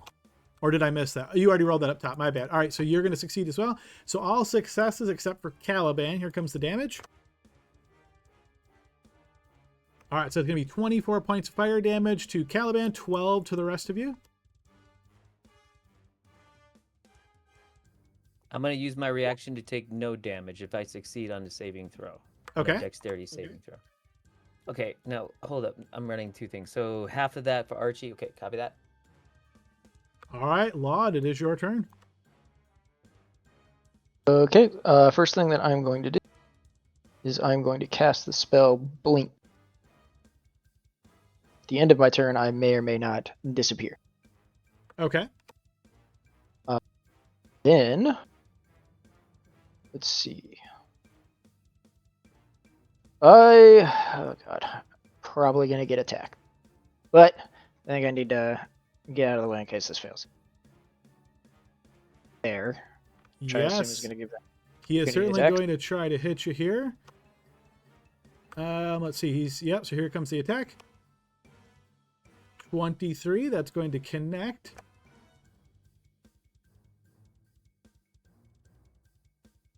All right, that's going to be 22 points of slashing damage, and with his special ability, he's going to allow his ally to move without provoking opportunity attacks.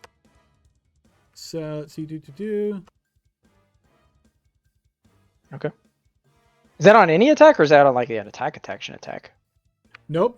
Just says on this attack if he hits. So yeah, that works. Okay. All right. And then I will. Can't use another spell, so I'm going to Bardically Inspire Grim with my bonus. Take it. Take it. And then I'm going to move. So that was 5, that's 10, 15, 20. And try to break line of sight with most people. And then I'll roll my d.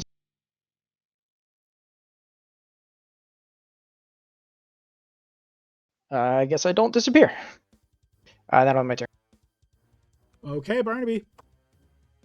All right, I really want to go after the lady there, but that guy's prone, so it's just too tempting. I'm going to go here, take the flank, and attack twice. That with the flank, that will hit.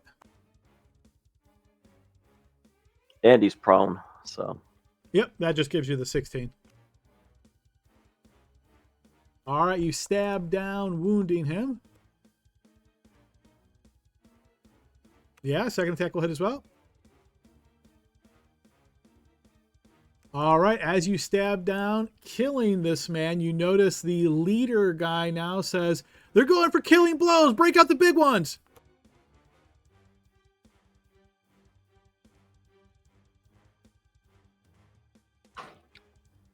All right, and with, let's see.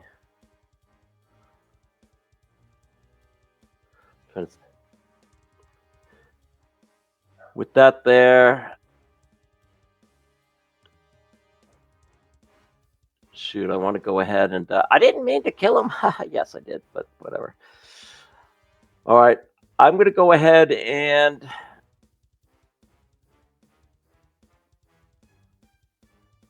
shoot, never mind. I'm just going to go ahead and, yeah, I'll move up. I'll take that attack of opportunity there. Okay, you step away from that guy, and he is indeed going to swing out. 21, that great sword slashes down into you, Barnaby. And that's going to deal 15 points of slashing damage.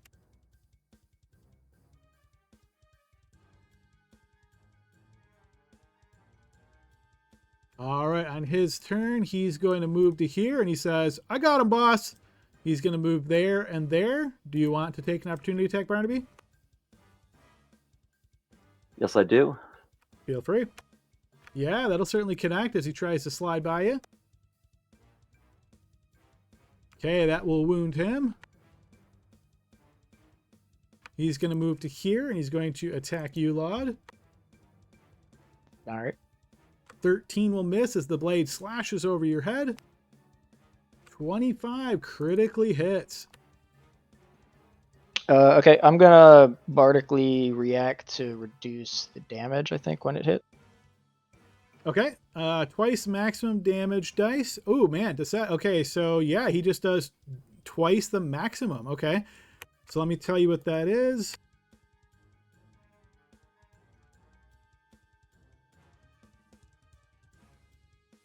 So he's going to deal 33 points of damage to you.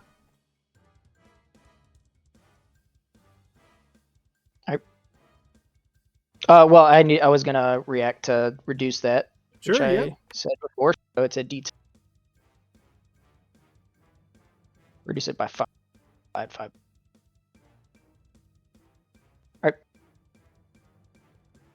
Alrighty, so you've used your reaction, reduce that. Okay, that is his turn. We move to Archgale.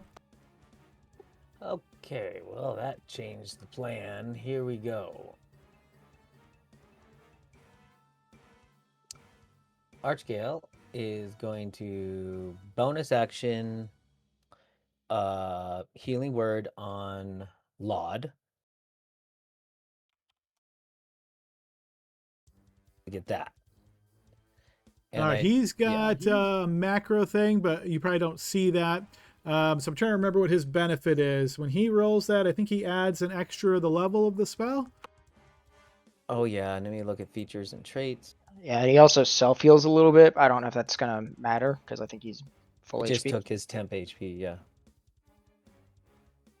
Cycle of Life. You cast a spell restoring hit point to a creature. That creature regains additional hit points on the turn you cast the spell, equal to 2+ my spell slot's level. So it's level 2, so you get an extra 4. Okay, so 14 total. Correct. Thank you. And then, with an action, I'm going to do a Sacred Flame on the creature next to Laud. So I need a Dex saving throw, please. 16. He will fail. That's the damage on that. Okay, the sacred energy falls on him, wounding him. We'll move there. Bonus action, action movement, done. Alrighty, this guy's turn. He says, "You killed Gus! You're gonna pay now!" Alright, he's going to use a bonus action for tactical charge. This allows him to move without provoking opportunity attacks.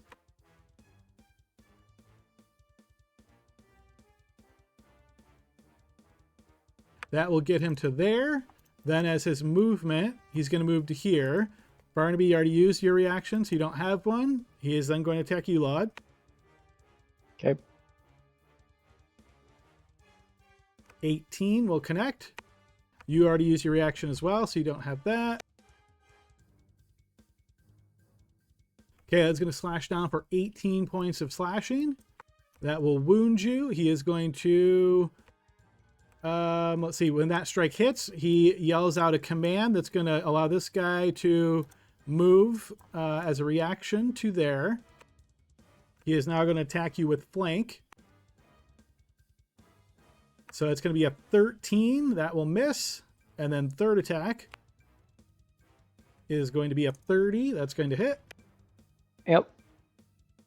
That's going to deal 18 points of damage once again. All right, I drop. All right, Laud drops to the ground. This guy has been slain, so I'm going to remove him.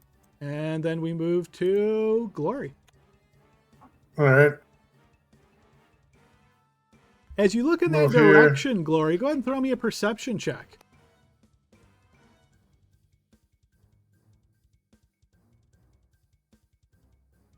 Can I add Bardic Inspiration? Sure. So regardless of what you roll, that's enough. So yep, you do barely see her there, kind of blending in with the shadows. All right, I'm going to attack her. And I'm going to do it recklessly. Okay. Yeah, 22 will hit.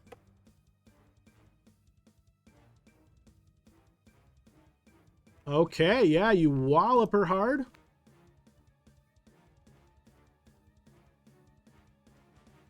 $14 will, or actually you said reckless. 19 will hit.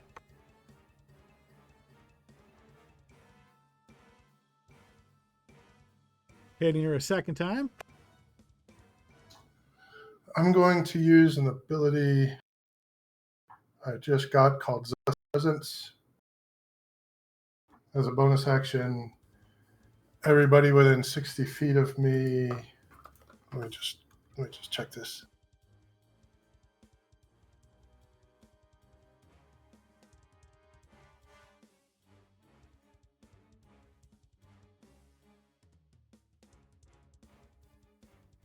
So I'm going to move back a little bit.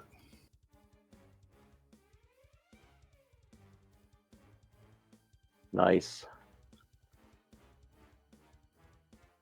And everybody within 60 feet of me gains advantage on attack rolls, saving throws till the end of my next turn. Except for me, I think. Because it's at the start of your next turn. Oh, yeah, the start of my next turn. Yeah, I would say you can use it on you. It says that 10 creatures of your choice. Oh, okay, cool. Yeah, so until the start of your next turn. Okay, she's going to disengage. Move to here. She is. I can still reactive. You cannot. So you notice it Because, says within 5 feet.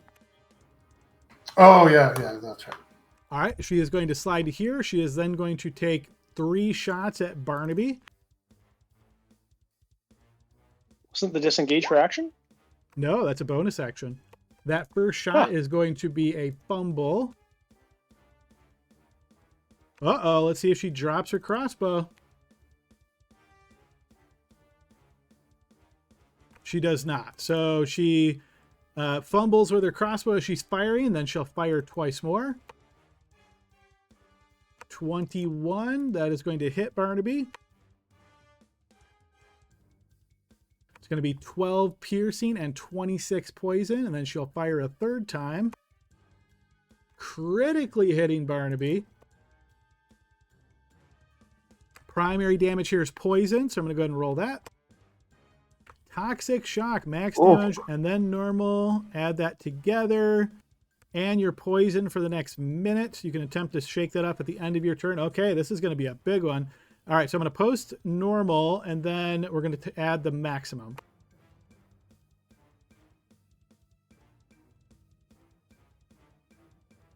Okay, so we're adding another 8 and 36 to that. So that's 28 and 36. What is that, 54? 28, 36? No, 64.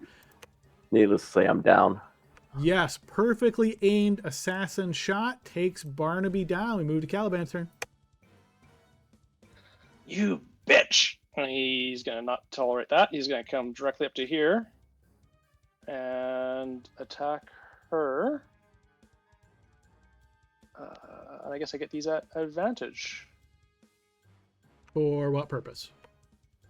From Glory's. Doesn't really matter, but his Glory's inspiration. Oh, right, yes. Zealous presence. Right, so yep, you're right. 26 will hit. Sapper with that. Okay, you wound her and sap her. Again. Yeah, that'll hit as well. Sorry, I Yeah, I was That going to was say, the advantage. first one you did roll advantage, this one you didn't. Okay, yep, that'll hit. Okay, still a hit. And 2 damage there. That's not right. I did not mean to two-strike that. What happened? Oh, I hit the wrong one. Sorry. Let me re-roll that first one again. All right, taking 8 off of her. You slash her twice. Yep.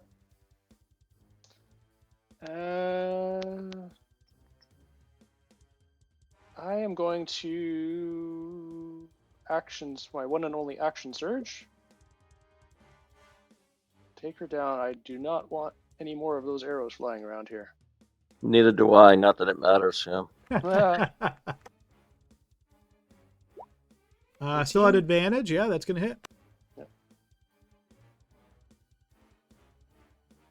That will scrape her.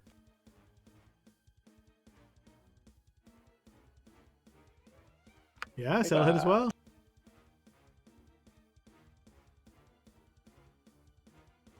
Not quite enough. And yeah, I will end my turn there. Okay, Grim. All right, move here at the flank.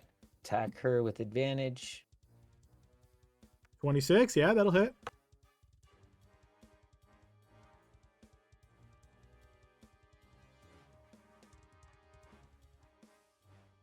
That will wound her. Okay, second attack. Yeah, that'll connect as well. And she is slain. All right, to 20 feet of movement. There's that spellcaster too.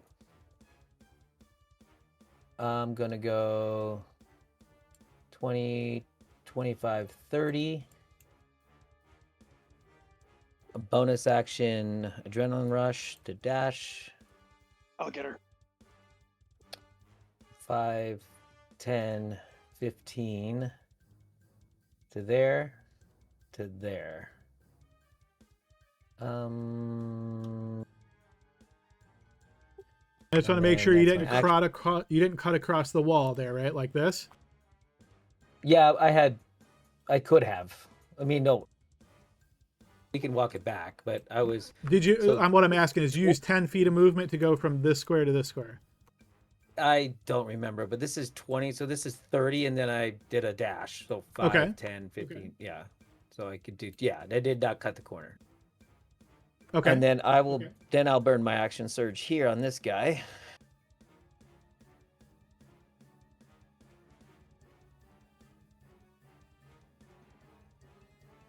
Okay, that will miss him. And let's see, Well, I'm gonna inspire heroic inspiration. Or actually, sorry, you're right? still firing at inspiration anyway because of Glory's thing. So yes, 25 would hit, and it will hit.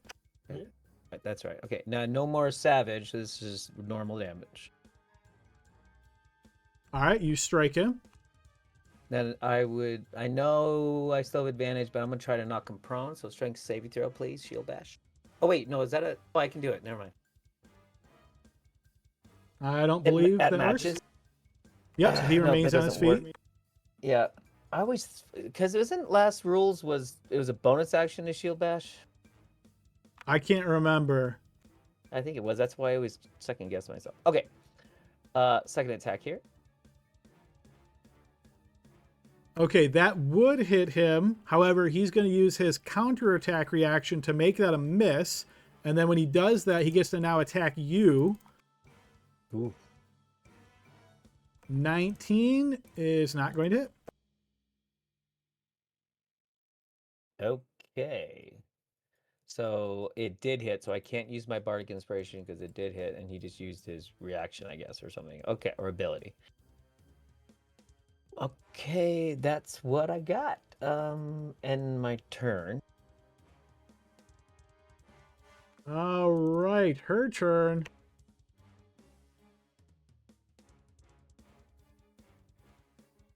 She runs away, right? No. She's going to move to here, and then she's going to blast out a cone of cold. This is going to catch Caliban, Glory, and Barnaby. All right, so she casts the spell, putting her hands together, and this vicious, freezing air flashes forward. I'll need Constitution saving throws from you all. Barnaby, it doesn't matter. You're on the ground. This damage can't kill you outright, so no worries. But would I'm that going be to two? use it by inspiration. Reroll. Okay. You get advantage. Oh, that's right. I get advantage. 13 is a failure. Okay. I will use my inspiration.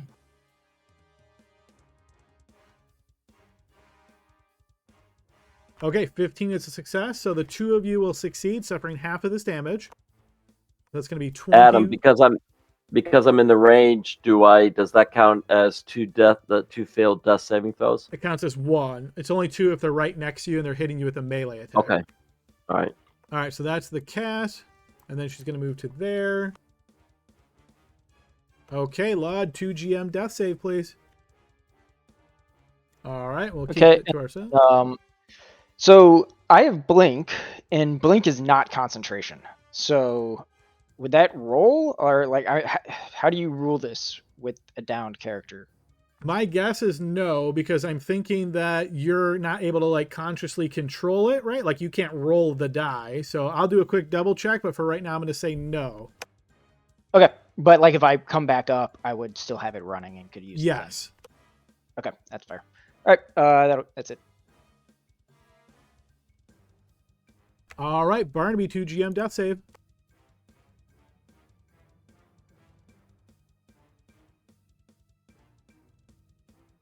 All right, we'll keep that to ourselves.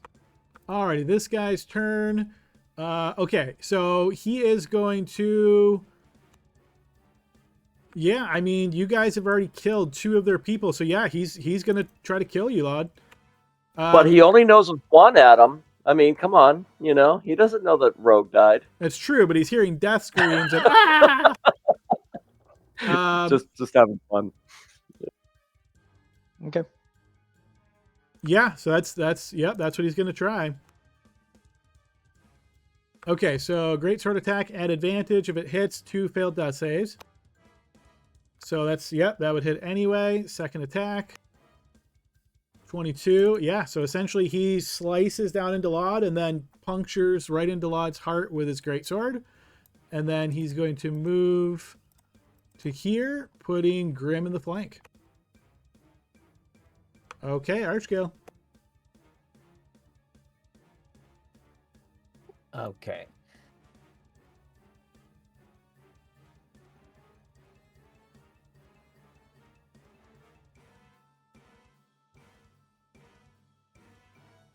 Barnaby's done. Those are 2 failed death saves on Lod, right? It looks like he has completely killed Lod. Lod, just for dice purposes, go ahead and roll that d6. Let's see if it would even have mattered, right? Because if it was 4 to 6, it could have blinked you away.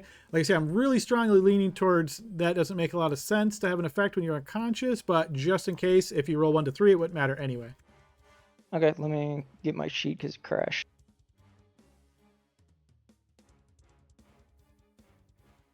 Okay. Yeah. All right. So basically what you see here, Archgale, is you notice this guy kind of looks down, he hesitates for a moment, and then with like this renewed sense of purpose, he slashes down into Lod and then basically takes the sword and pierces right into his heart and just pulls it out, and you see this huge gush of blood comes up. It's pretty obvious that Lod has been killed. Okay. Trying to find a good use of these spell slots here. Okay. Just as a reminder, too, he also has that other feature. What are you talking about? His channel divinity doesn't he have like a healing channel divinity or something like that? If that's what you're talking about, there may be other things you're looking at. I just wasn't sure. There's a ton of stuff, yeah.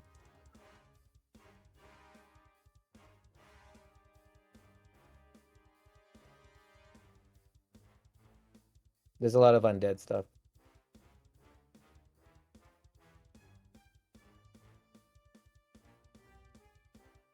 Okay, now he's pinched in though. Okay,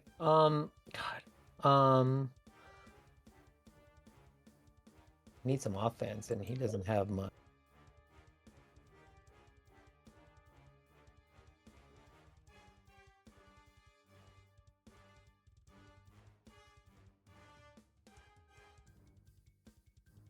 All right, I don't know. I'm gonna do Flame Strike. Now, I was hoping to get more than one person, but I'm going to try to hit one person here. He's got on this sheet. Let's try it. So a vertical column here.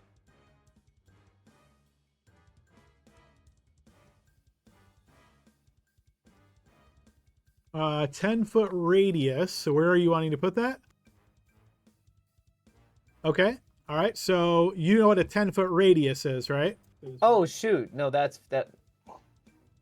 Oh, 10-foot radius. Oh, no. That's a good spell.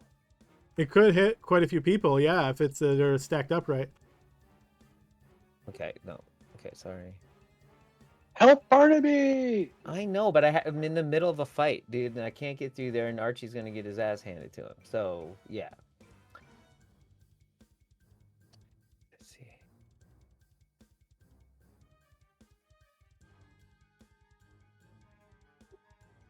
So, back to plan A. Can I reach Barnaby from here? For a Cure Wounds touch spell? Yeah, you could, yep. Alright. I'm gonna send it.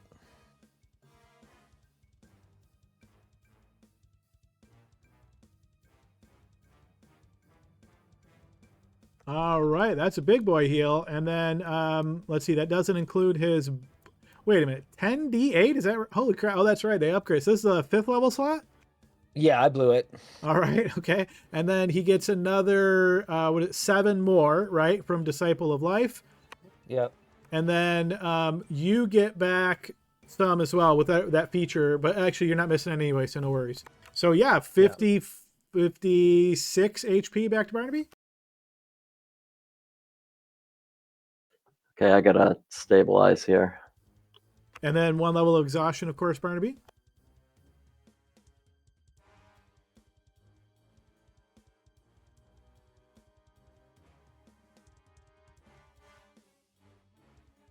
I'm good on my end.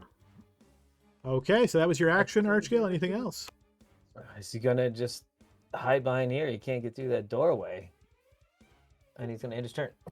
All right, guys, I totally missed the time here. We're way after break time, but let's go ahead and do it now since we're at the top of the round. Let's go and take our 15-minute break. We'll come back on the other side. Ouch. Guys, see you in a few. All right, we're back on the other half of our session here. It is looking not so good for our player characters. Let's see if they can come up with some strategy, some way of getting through this. Let's get you guys back over to the map.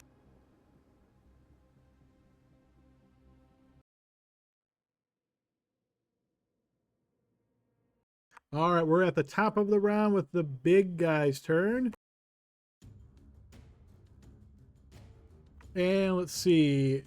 Okay, so he just saw Archgale move forward and restore Barnaby. So he's going to move here and then use his bonus action to move without provoking opportunity attacks to come here and attack Barnaby, who's currently prone. 19 against Barnaby. That's going to hit. Nope. That's going to be 19 points of slashing, and he is going to use his ability that allows his ally to move. So he's going to let him move here, putting you in the flank, Barnaby. Then he's going to attack you a second time. 16, actually, or that's 18 with the flank, so that is going to hit. My character sheet just went down, so I'll take off. It's acting up, so I'll take off the points in a second. Okay, that's another 19, and then with that, he's going to sap you, and then he's going to make his third attack. That is also going to hit for 24 points of damage. So based on quick math, that's going to put Barnaby unconscious once again. All right, that's going to put us at Glory's turn. All right, I'm going to move up here and I'm going to attack this guy recklessly. Okay. 20 will connect.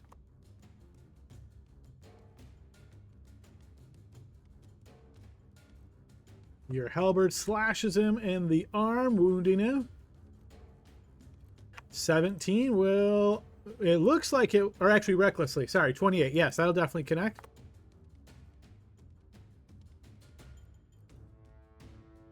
That will wound him again.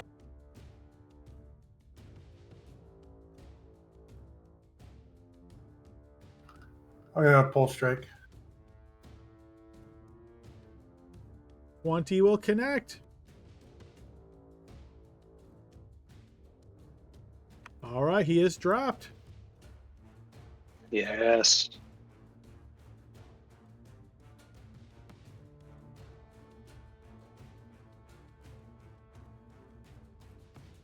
Okay, Caliban. Caliban's going to hunt for this spellcaster, so go 5, 10,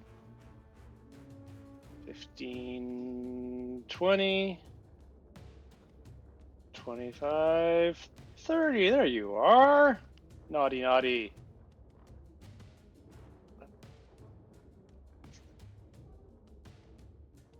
That's where we've lost our advantage. Is 16. All right, you swing out, and that looks like it will connect, and then she casts shield and blocks it. Oh, I know that trick. All right, all right. Well,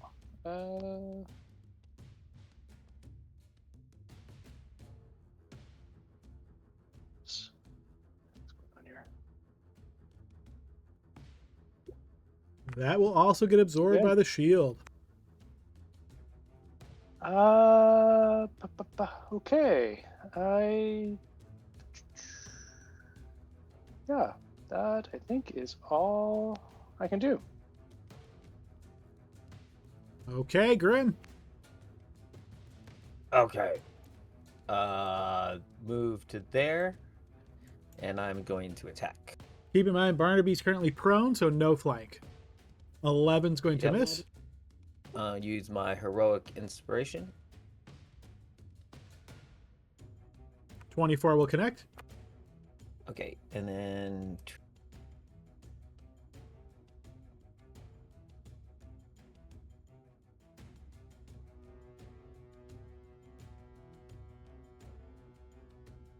I'm trying to hit the other damage, but it's not. I've hit it 3 times now, so Yeah, the sheets are acting up right now. I had to refresh. They're very sloggy tonight. And it's funny, the Roll20 like CTO came out with a post saying, we're fixing a bunch of stuff. Was it a D6, right? I think it's a 4? D4 on that one. Shit. There you go. All right. All right, yes, that's Shamshir will wound him. And I'm going to use my my weapon mastery to push him 10 feet. Okay. Then I'm going to be standing over Barnaby. He's not going to give me a mechanical disadvantage for that, correct? No. Okay, then here comes my second attack. Actually, yeah, second attack. All right, 20 would hit, but he's going to use his reaction to block that and then react to attack you. Okay. Critically hitting you. All right, severed. Maximum damage from normal, then roll and add together. If the creature is wearing light or no armor... Oh, wait, that's injury, no worries. Okay, so max plus a roll.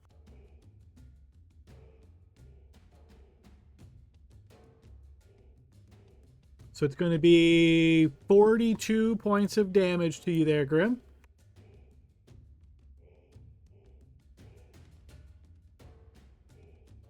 Okay, and then bonus action, second wind, and I will end my turn. All right, she doesn't like being this close to you, Caliban, so she's going to bonus action Misty Step to here. And then she's going to Arcane Burst you 3 times.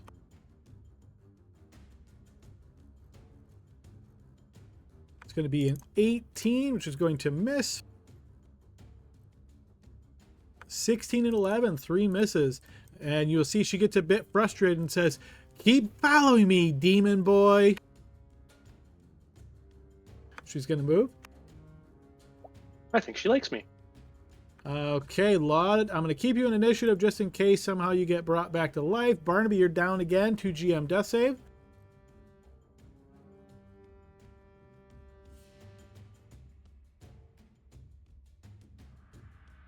Is your sheet back up?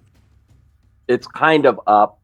I'll give it to you in a second, Adam. I may need to mess with this though, because it's showing me it's 0 hit points kind of thing. So it's just not letting me roll. All right, well, yeah, it's your first one anyway, so you couldn't possibly dial it right. So no worries. We'll move to Archgale for now.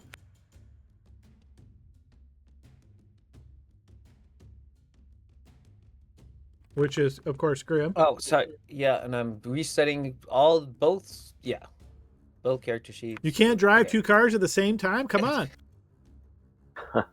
Okay. Gonna move here. I'm going to attempt to stabilize Barnaby. Okay, that's a medicine check, DC 10. Okay, he's stabilized. Okay, and then it's gonna. All right, Adam. I won't bother with the other. I'll just give myself another exhaustion. Yep, good just enough. in case it matters. Yep. This wording.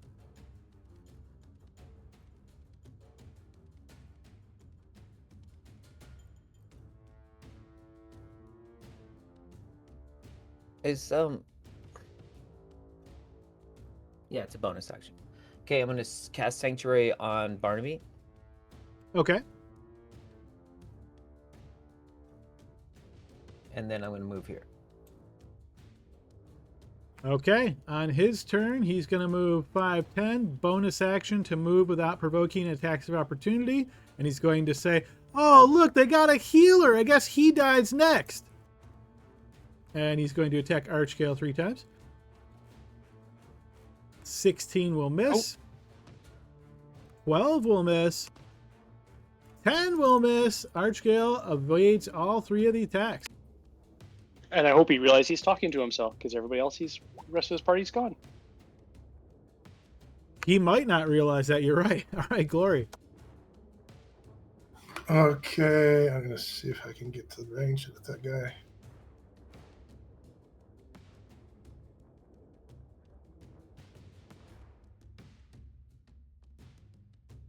All right, 35 feet to get to here, and I'm gonna attack that guy. Normally. Yes, that will connect.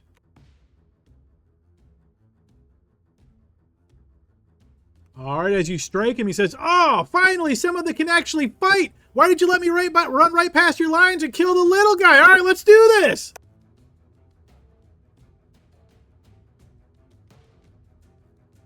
$28 will hit as well.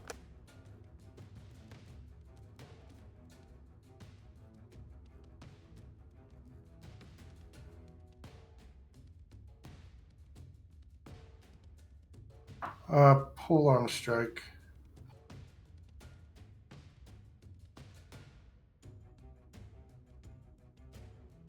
$22 would hit. He is going to deflect that. He can't attack you because you're out of his reach, but he is going to deflect that.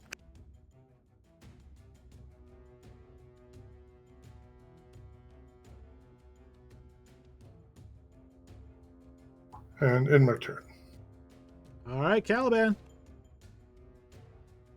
All right, Caliban is going to bonus action cast jump. And jump to here for 10 feet. I'm coming for you. 15, 20, 25, 30.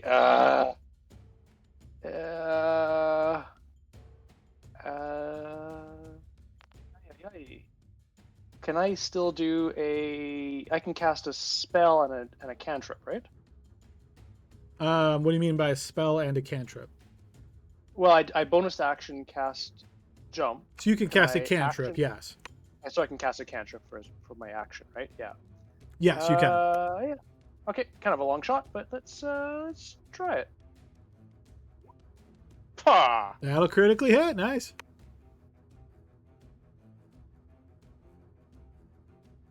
See how she likes being set on fire, and the crit damage is not clicking. Okay. Remember to roll the crit from the button at the top so we can see what the fire effect is. Right. Yeah. All right, Hot Flash. Roll twice as many damage as normal. Yep, so a crit, and she'll get set on fire. Take 2d4 fire at the start of each of its turns. Okay.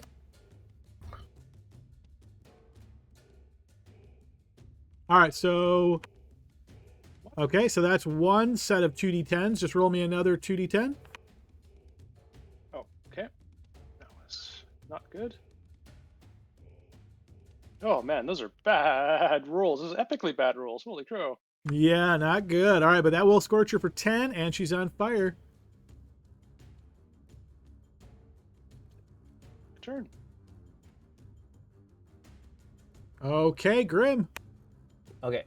5, 10, 15, 20, 25 to there. I am going to take the flank. I notice Glory gave up his wonderful reach weapon benefit, so I can do this. I will attack. 13's going to miss. Okay, I'm going to burn my Bardic Inspiration to see if it will hit. It's a D8, right? It's a D10 now. Yes, that will hit. All right, let me take my green dot off. Okay.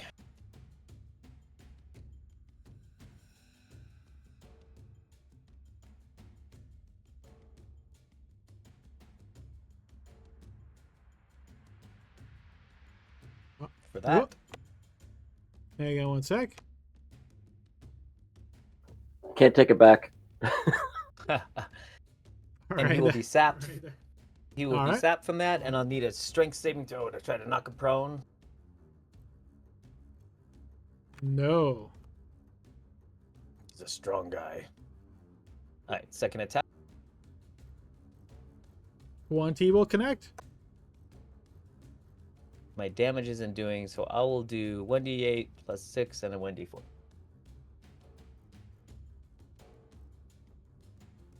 Big number. So the d8.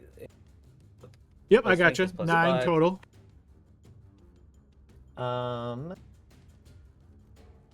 Oh, you said plus And- 6. So it's just 6 and 2 is 7? I'll give him 1 back. Yeah, it's a plus 1 sham share, so it would be plus 6, so 7, and then yeah. Oh, okay. I had it right the first time then. Yep, we're good. Yeah, you did. Okay, then I will end my turn.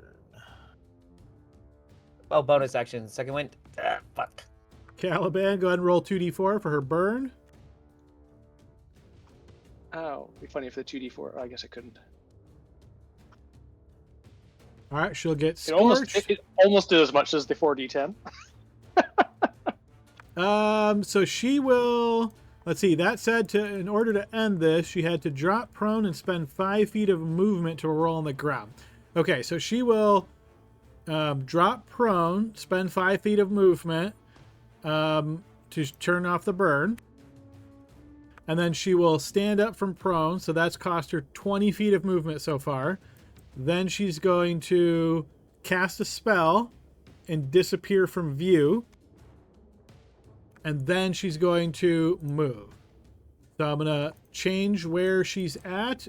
Change it to Laud's turn. We're keeping on just for effects. Okay, Barnaby, you are stabilized, so you're not rolling anything. Okay, Archgale. Okay, he's going to stare at this guy between Grim and Glory, and is going to say, in the name of Rava, I command you to grovel.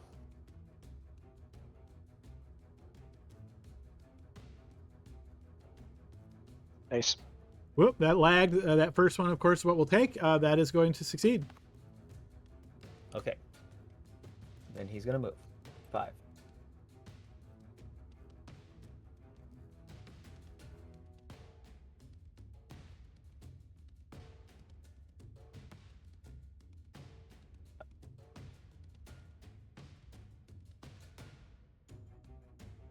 All right, he does just that. He grovels and ends his turn.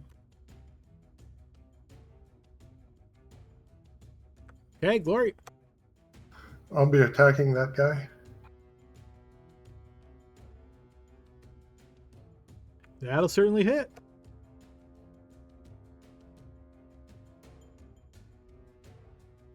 That's going to wound him. 20. Let's see. He can still use reactions on the ground, so he's going to deflect that and react to attack you. So this will be at disadvantage since he's prone. 18. That is still going to connect against you.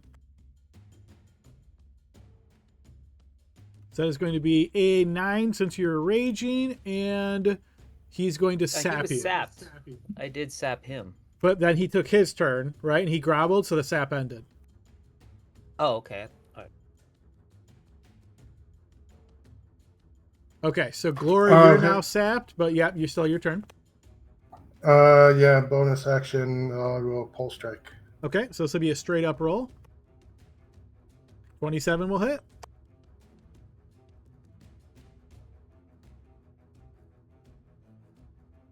Okay, that will wound him. Okay, Caliban. He's going to do 5, 10, 15. So as And you then he's look going to- down the hallway, based on how rules work, even when you're invisible, you're not hidden unless you take the hide action. So you can kind of see where she's at just from like the glimmer or whatever you want to call it, but she's still invisible, which means any attacks against her are at disadvantage. Okay, that's fair. Okay, I don't even need to do a crazy jump thing. Good. I will move up, and I'm gonna swipe at disadvantage at where she is at. All right, as you step to here, Caliban, you step on the, oh, you totally forgot there was a trap there, and you step on this, which causes the blades in this hallway to activate. Oh, shit. Oh, Forgot about that. As the blades activate, they are going to flash out, trying to strike at you. And let me just pull that section up real quick.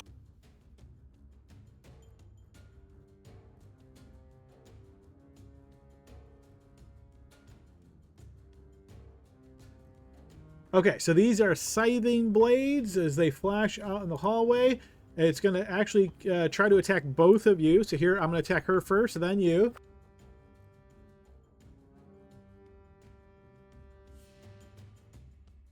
Okay, so the blades try to strike her, but do not connect. 24 against you, that is going to connect. Can I shield it? Let's see. Yeah, it's an attack. So if you want to burn a reaction to shield it, you could. Yep. Please do.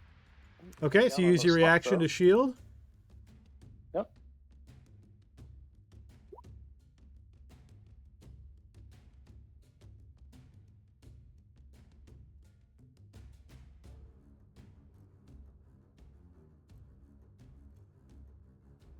Okay.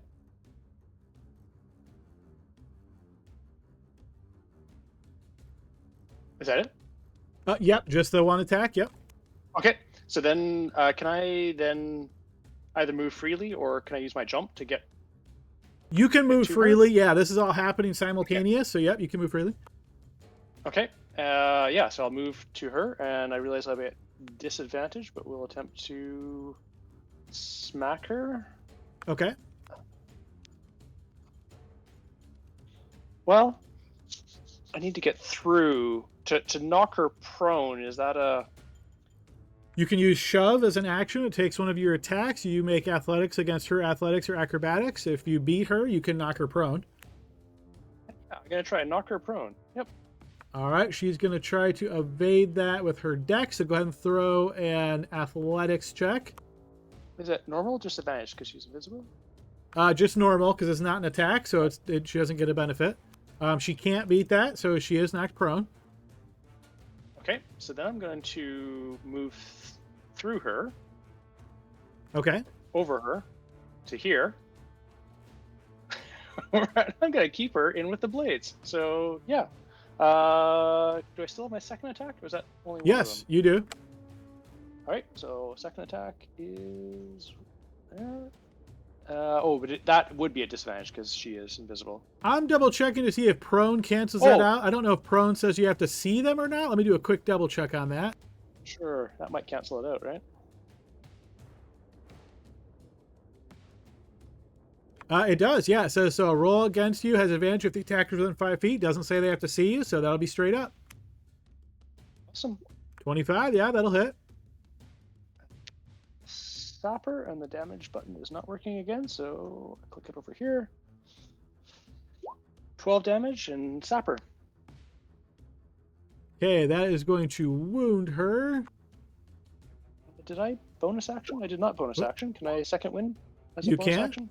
You can. Yep, she does maintain concentration on invisibility. Okay. Yeah. Bonus action, second wind, and then my turn. Okay, Grim. Okay, I'm gonna swing down at the groveling bad guy. 29 will certainly hit.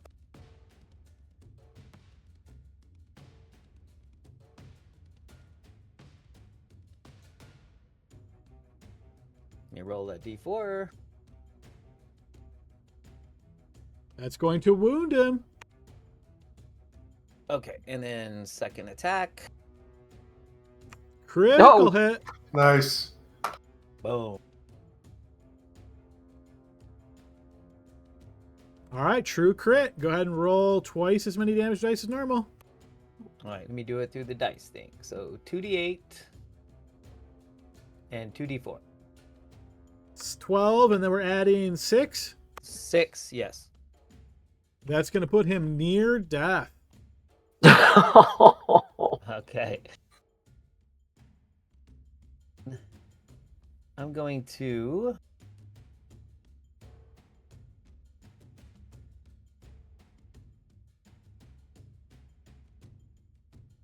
he's gonna bonus action disengage. I see his modus operandi. So I'm gonna Glory, I'm moving. 5, 10, 15. He may swing. Oh, did he use his reaction yet? Yeah, he already used it. 20, 25, 30. Barnaby's sanctuaried and stable.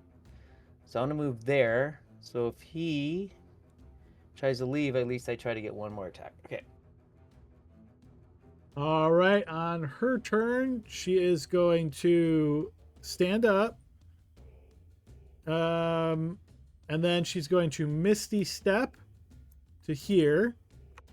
And then she's going to attack you, Caliban, 3 times. First one will be at advantage since you can't see her. She was sapped. Does that cancel that out? It does, yep. So the first one will miss, and the next 2 are straight up. So those 3 will miss. All right, and so let's see. That was action, bonus, and now she's going to move. Can't get my token to update its hit points either, which is a weird quirk. Yeah, that happened to me earlier too. Did it? Okay. You might have to refresh. Yeah, it seems like we're having all sorts of issues tonight. Okay, I'm skipping you 2 because you're not able to act or roll any dice. Archgill. Oh. Can I shoot a sacred flame on the prone guy? You can, From here, I yes. see him. All right. That would work because that's going it's to not a affect ranged him. attack.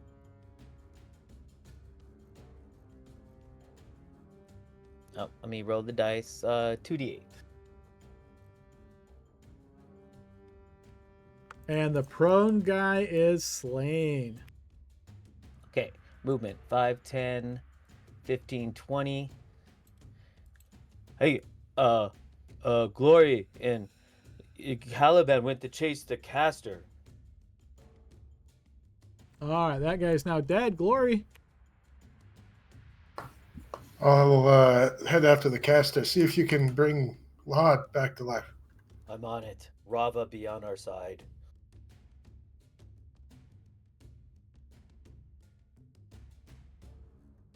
I'm going to dash.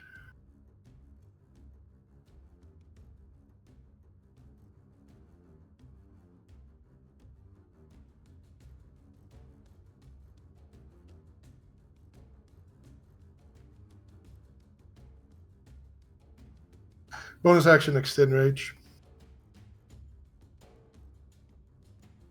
Okay, Caliban. Can I use my jump to make the full length without hitting any of the blades?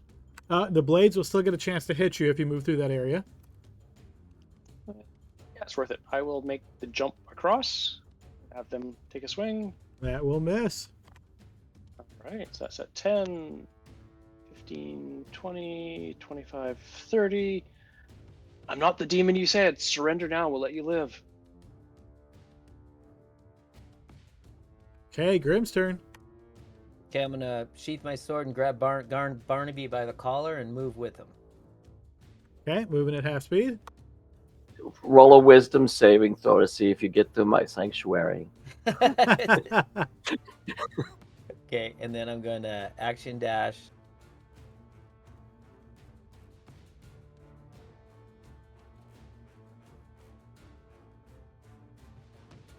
Just dragging him along on the floor. Boom, All right. boom, boom, boom, boom. On her turn, she's going to look towards you and Caliban, and she's going to say, "This isn't worth what I'm being paid. Hopefully I don't run into people like you next time." And she's going to snap her fingers, and she's gone. All right, we are effectively out of combat, folks. Ouch.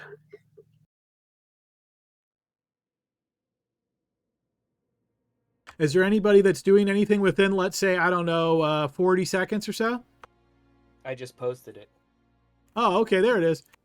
And yeah, I think you guys have the diamond and all that stuff you need. Yeah, it's on a sheet. All right, Laud, you suddenly awaken with 1 HP, feeling much worse for wear if you just got killed, seeing your life literally lost before your eyes. Oh, what happened? Well, you fought bravely, but Rava's on our side, my friend. Let's go grab some chicken wings. I like chicken wings. Quick mechanical question. So, the rules state that when you get revived from being dead, you come back with 1 fewer exhaustion level. But we also have the like you downed and you come back. So does that happen when you get downed or when you come back up? Where do you see that don't know. rule about coming back with 1 last exhaustion? Page 365 in the appendix of PHB under dead. I want chapter and verse. That's a pretty specific reference, yeah. Yeah, it sounds I like mean, I one was of those literally just references. Yeah, you got nothing else to do. You're dead. You're let me read what dead means. Yeah, no, I'm not really familiar with kind that. of. Yeah. It's the handbook for the dead. I mean, I had like 20 minutes to just start like looking at characters and reading like So it says if the creature Didn't have anything else going on. It said if the creature died with any exhaustion level, but you didn't have any exhaustion levels, right? No, I didn't, but when you come back up, we get the 1 level of exhaustion from being downed. So I was asking, like, does that happen when you go down or when you come back up? Because I'm not sure if I have a level of exhaustion or not. It technically happens when you come back up, right? Like when you're first restored to HP. I don't know that we've ever said this question specifically. Let me see how our house rule is worded. But yeah, I don't think that's going to apply here. Yeah, it probably wouldn't because I think haven't we been rolling your death saving throws with or no, those are just straight D20 tests, so I don't actually know. So okay, no, actually you're right, because the way our house rule is worded, it says if a creature drops to 0 HP, they suffer 1 level of exhaustion. So you would suffer it right when you drop to 0, and then he killed you, so you had it, and then you come back to life without it. So yep, you're good. All right, cool. Oh, thank you. And I am going to immediately. Don't know if we're gonna fight again. I am gonna use a 5th level spell to heal myself with Cure Wounds. Okay. I'm assuming Barnaby is Barnaby awake? Barnaby stable? He's stable. He's sanctuaried and asleep, and I'm dragging him by his foot with his head bopping on the ground. Hold still. Let me work on him. My sheet Just crashed. drop his foot. Fine. All the way to the ground. That's a really short drop. Yeah, I'm having the same problem. My character is still showing 0, even though my character sheet is showing 46 now. Oh, I reopened my sheet crashed. I reopened it, and it's this weird like mini sheet. Like, Yeah. It's the weirdest thing. Like anytime they come out and say, "Hey, we're working on something," it seems like it's always worse. So I don't. Who knows? Oh, there it just updated on my token. Yeah, one thing I did read from that guy is he said try to refresh your browser kind of often, because if you leave it open, they have like memory leak issues. So I'm like trying to refresh every 30 minutes or so now. Yeah. Okay. I suffer from the same thing. Memory See if leak. these I guys mean, have anything. If these guys have anything on them before we leave. They might have, if they were working for somebody or just Yeah. stuff to steal. I get whatever's in the leader's pockets, because I'm gonna tell everyone in the world that we slain the biggest crook. Can you believe them? The guy owes them money, and they're gonna rob us for the money. There's no other way around it, boys. We're gonna have to kill these people anyway. Well, he murdered me, so I'm gonna loot him. And, Go loot him. hey, you should pray to your god to make me better at looting dead bodies. Oh yes. May Rava. you bless don't find with anything searching for like note-wise or information-wise, but you do find items and treasure worth 750 gold pieces amongst these individuals. Excellent. All right, I'll add that to the bag of holding. Man, we almost Hey. got 1,500 gold pieces on this trip. That's another diamond, right? Yeah. yeah. If you don't count their costs involved, yeah. Oh, that reminds me, don't forget. I know we're about ready to leave, but we have to bury the hole outside. You suddenly sound way more like a Warcraft orc. I'm Work. parched. And who has Runak? Somebody carrying Runak? Yeah, he's in the bag. Okay. Most of it. I don't like this place. We should leave. Yeah, my character sheet's terrible too, so we can't. We have to go. All right, and the mother of all skippers or jump skips. How about we assume you guys exit this place, you seal up the area as best you can, seal up the front, closing it as before, this very heavy door, make your way back to Seawall, speak with Gamal, let him know everything that went on. Is everybody good with that, Skip, so far? Yep. Yes. Sounds good. All right, Gamal is happy to hear that you cleared it off, but very concerned to hear that you did not kill the Ghoul King, that you did not find the vase, and he says that was why he was willing to pay you the 5,000 gold. So he says he already fronted you some gold. He's willing to give you another 500, but that's all he's willing to do because the Ghoul King's still out there. He's going to have to hire people to try to track that down. Are you guys good accepting an additional 500? Ugh, should have broken every vase we found. There's a whole bunch of them down there. Well, we want our cloak back. Yes, he will give that back. Sounds good. And we settled your debt, by the way. Those guys that said you owed them money, they're dead. He acts like he doesn't know what you're talking about, but you have a feeling he probably knows what you're talking about. Well, I know that you know, and I know I know you're. I don't know what you mean.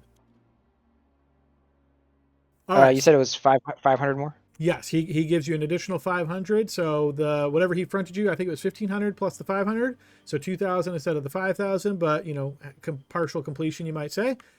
Yeah, and then with that, I'm assuming you guys are going to then want to rest before the next day, meeting up with Amros to take the portal to the underworld. Yes, but also buy another diamond is what. Don't we need some more equipment? Yeah, probably multiple if we can. So there's something. I'm looking at his character sheet. So hold up. He chose a spell, Summon Celestial. It requires a Relactory worth 500 gold pieces in order to cast, or at least to have it. He needs that for Summon Celestial, and we need another diamond. Well, how many diamonds do we have? One left. Okay. So, I mean, my vote would be 2 more diamonds so that we get 3 charges of that. And then we can probably buy that thing too. I don't know if we need to spend our money on anything in particular. We also have that 72 platinum we found, so we got enough to do those 3 things, or buy those 3 things at least. All right, so you want to buy a diamond and a reliquary? Yeah, this doesn't consume it, right, in the Summon Celestial? I have no idea. Let me look that spell up. I just posted it. Yeah, it'll say like if it consumes it as part of the spell description, typically. Like it's usually the last line. Right. Yeah, right. It'll say worth block, comma, which it consumes or something. So no, it does not. Okay, so let's get that for him because he has that on his spell sheet. So let's get that and a couple diamonds. Agreed. So that sounds like 1,100 gold you're spending, 500 for the reliquary, and then 2 300 GP diamonds. Yeah, if nobody has any problems with it, then yes. I'm not hearing any objections. Feel free to deduct 1,100 gold and add those items. So 2 diamonds and 1 relictory, right? Yep, and I guess add them all to Archgale sheet. Does anybody need anything else? We have, so I'm seeing on the bag of holding 840 gold, and then the 72 platinum that we just got. I don't know if there's anything in particular people are trying to buy. We could honestly just buy like a bunch of potions of healing. And is it safe to assume, Law, during this time you also want to check the 2 other items you found with the 72 platinum? Yes, please. Okay, yes, these turn out to both be magical items. The first one is a feather token, the whip kind or variety. The other is a brooch of shielding. Okay, what do those do specifically? Yeah, I'm going to drag those over for you. One moment.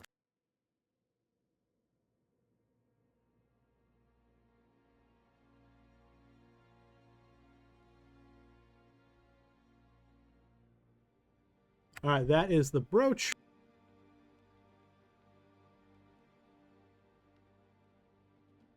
Okay.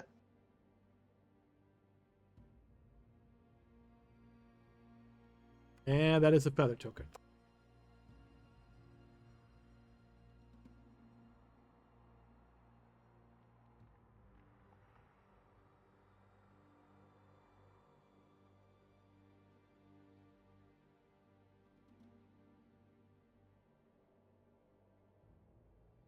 Interesting. That feather token's nice. Yeah, I mean that's good for anybody.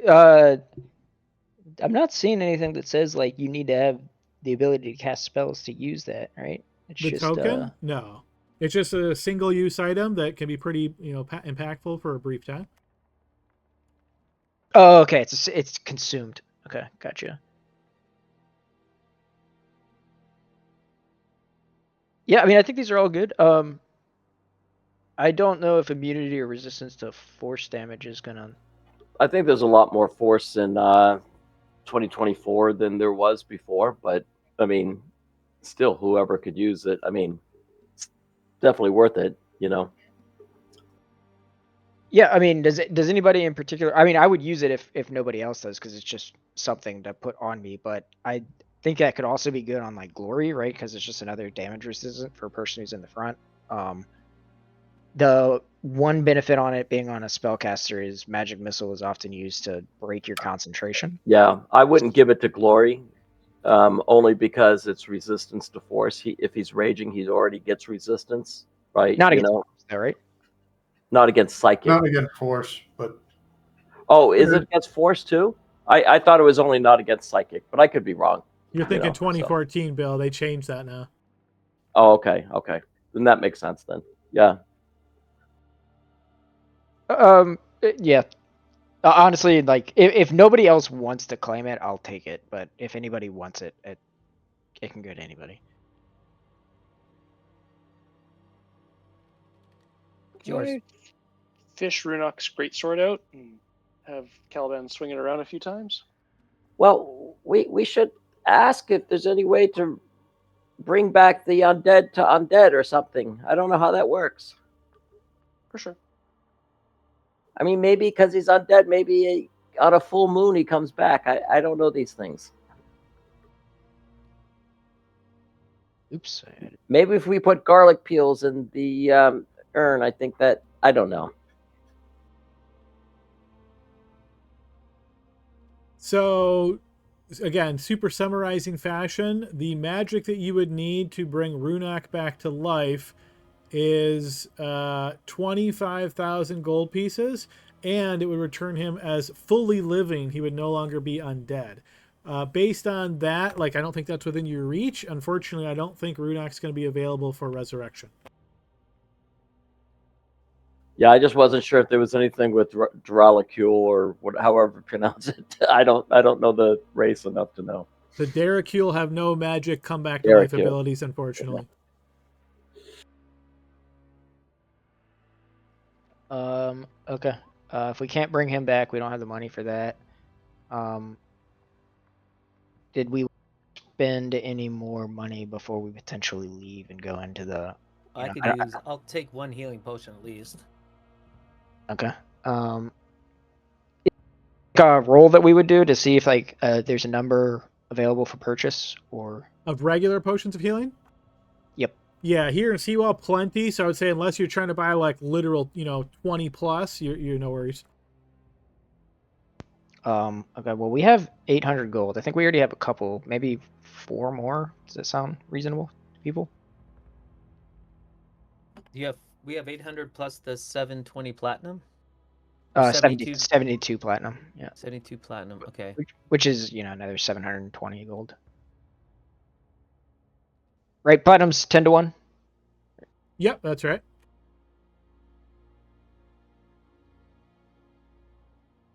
So we've got some money. Didn't he just pay us 2,000? I'm missing something. No. So he gave us most of that money up front, and Okay. which we then spent on Glory's halberd. Right. So when we came back, he gave us an additional 500. Okay, copy that. And then we found the 750 gold on that group, and then we found the 72 platinum pieces. So, and then we just spent 1,100 on Archgale's items, so that was most of it. So we've got most, but like a decent chunk. So what we have left right now is the 72 platinum piece, and let me just double check. Okay, you passed your audit. Thank you very much. Yeah. Well, don't forget, of course, depending on what Runak does or whatever next, but I should say Noah, but don't forget there's that mithril armor too, or whatever too. So Sure. Yeah, that's all in the bag of holding. We can maybe divvy that up potentially, like, between sessions or whatnot. yeah. The bag of holding for me, I'm in the mini sheet too. I can't see anything that's in there. I can't get it to be a full sheet. So I don't know if anybody else is having that problem or it's just me. Yeah, it's weird sized for whatever reason right now, but I just like resized it and it kind of worked for me. But something just happened. I don't know. I think Roll20 is just having some problems. I drag it to a different window and it actually worked. A different screen, I mean. Yeah, interesting. Does anybody have on their spell list Pass Without Trace? Because if we do, actually, I might. Let me double check if the Bard has that. I feel like that may be something worth trying to buy, like a spell scroll of, if we could find that.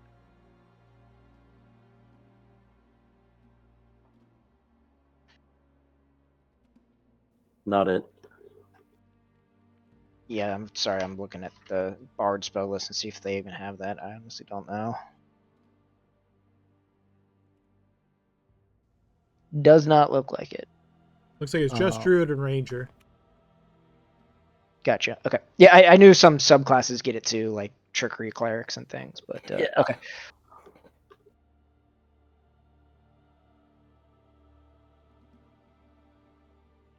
Oh, I can cast that as a Lore Bard, right?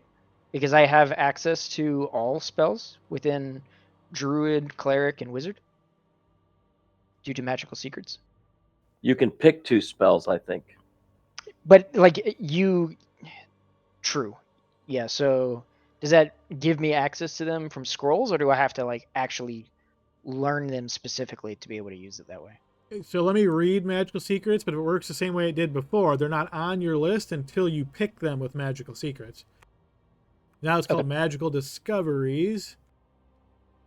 Right. So, I think there's 2. The Lore Bard has like Magical Discoveries, which is his own thing, I'm pretty sure, and then Magical Secrets is just So which 2 spells did you pick for Magical Discoveries? For Magical Discoveries would have been Shield and Fireball.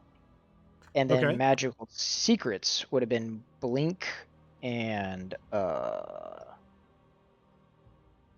think that was it, actually. I think I only took Blink because the other spell was already on the Bard list that I took at this level up, which is Hold Monster.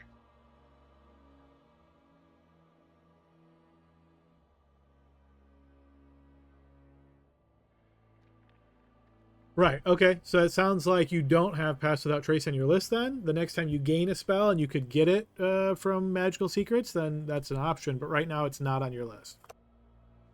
Okay. I wouldn't buy the spell scroll if we wouldn't know how to cast it, so. All right, fair enough.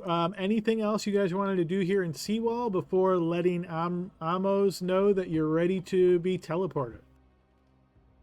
Isn't the friend that Amos is talking to at the bar gonna be Noah's new character? Yeah, exactly. No. Perfect segue. So Noah let me know about a pre-planned trip he has for next week, so he will be missing next week, but his new character will be back the following week. Oh, okay. Oh, okay. Nice, Yeah. nice portent, Adam. When you said that, I'm hanging out with somebody else. Let's see if anyone drops, because I'll bring this guy in. Plan in case someone dies. Yeah, you never know. That'd have been a really smart idea. All right, if nobody has anything else they're wanting to do in town, I'm going to give you guys a long rest, obviously. If you haven't already applied that, please do that. Do so now. You guys would have a time, here in Seawall to sleep over the night. Wake up in the morning, find Amos out in the garden, the way you came here to Seawall the first time. So just to set us up for next session. So All right, so he is going to meet you there. He's happy to see you. He takes you to that garden. He is going to hand you a small red stone engraved with a magical rune.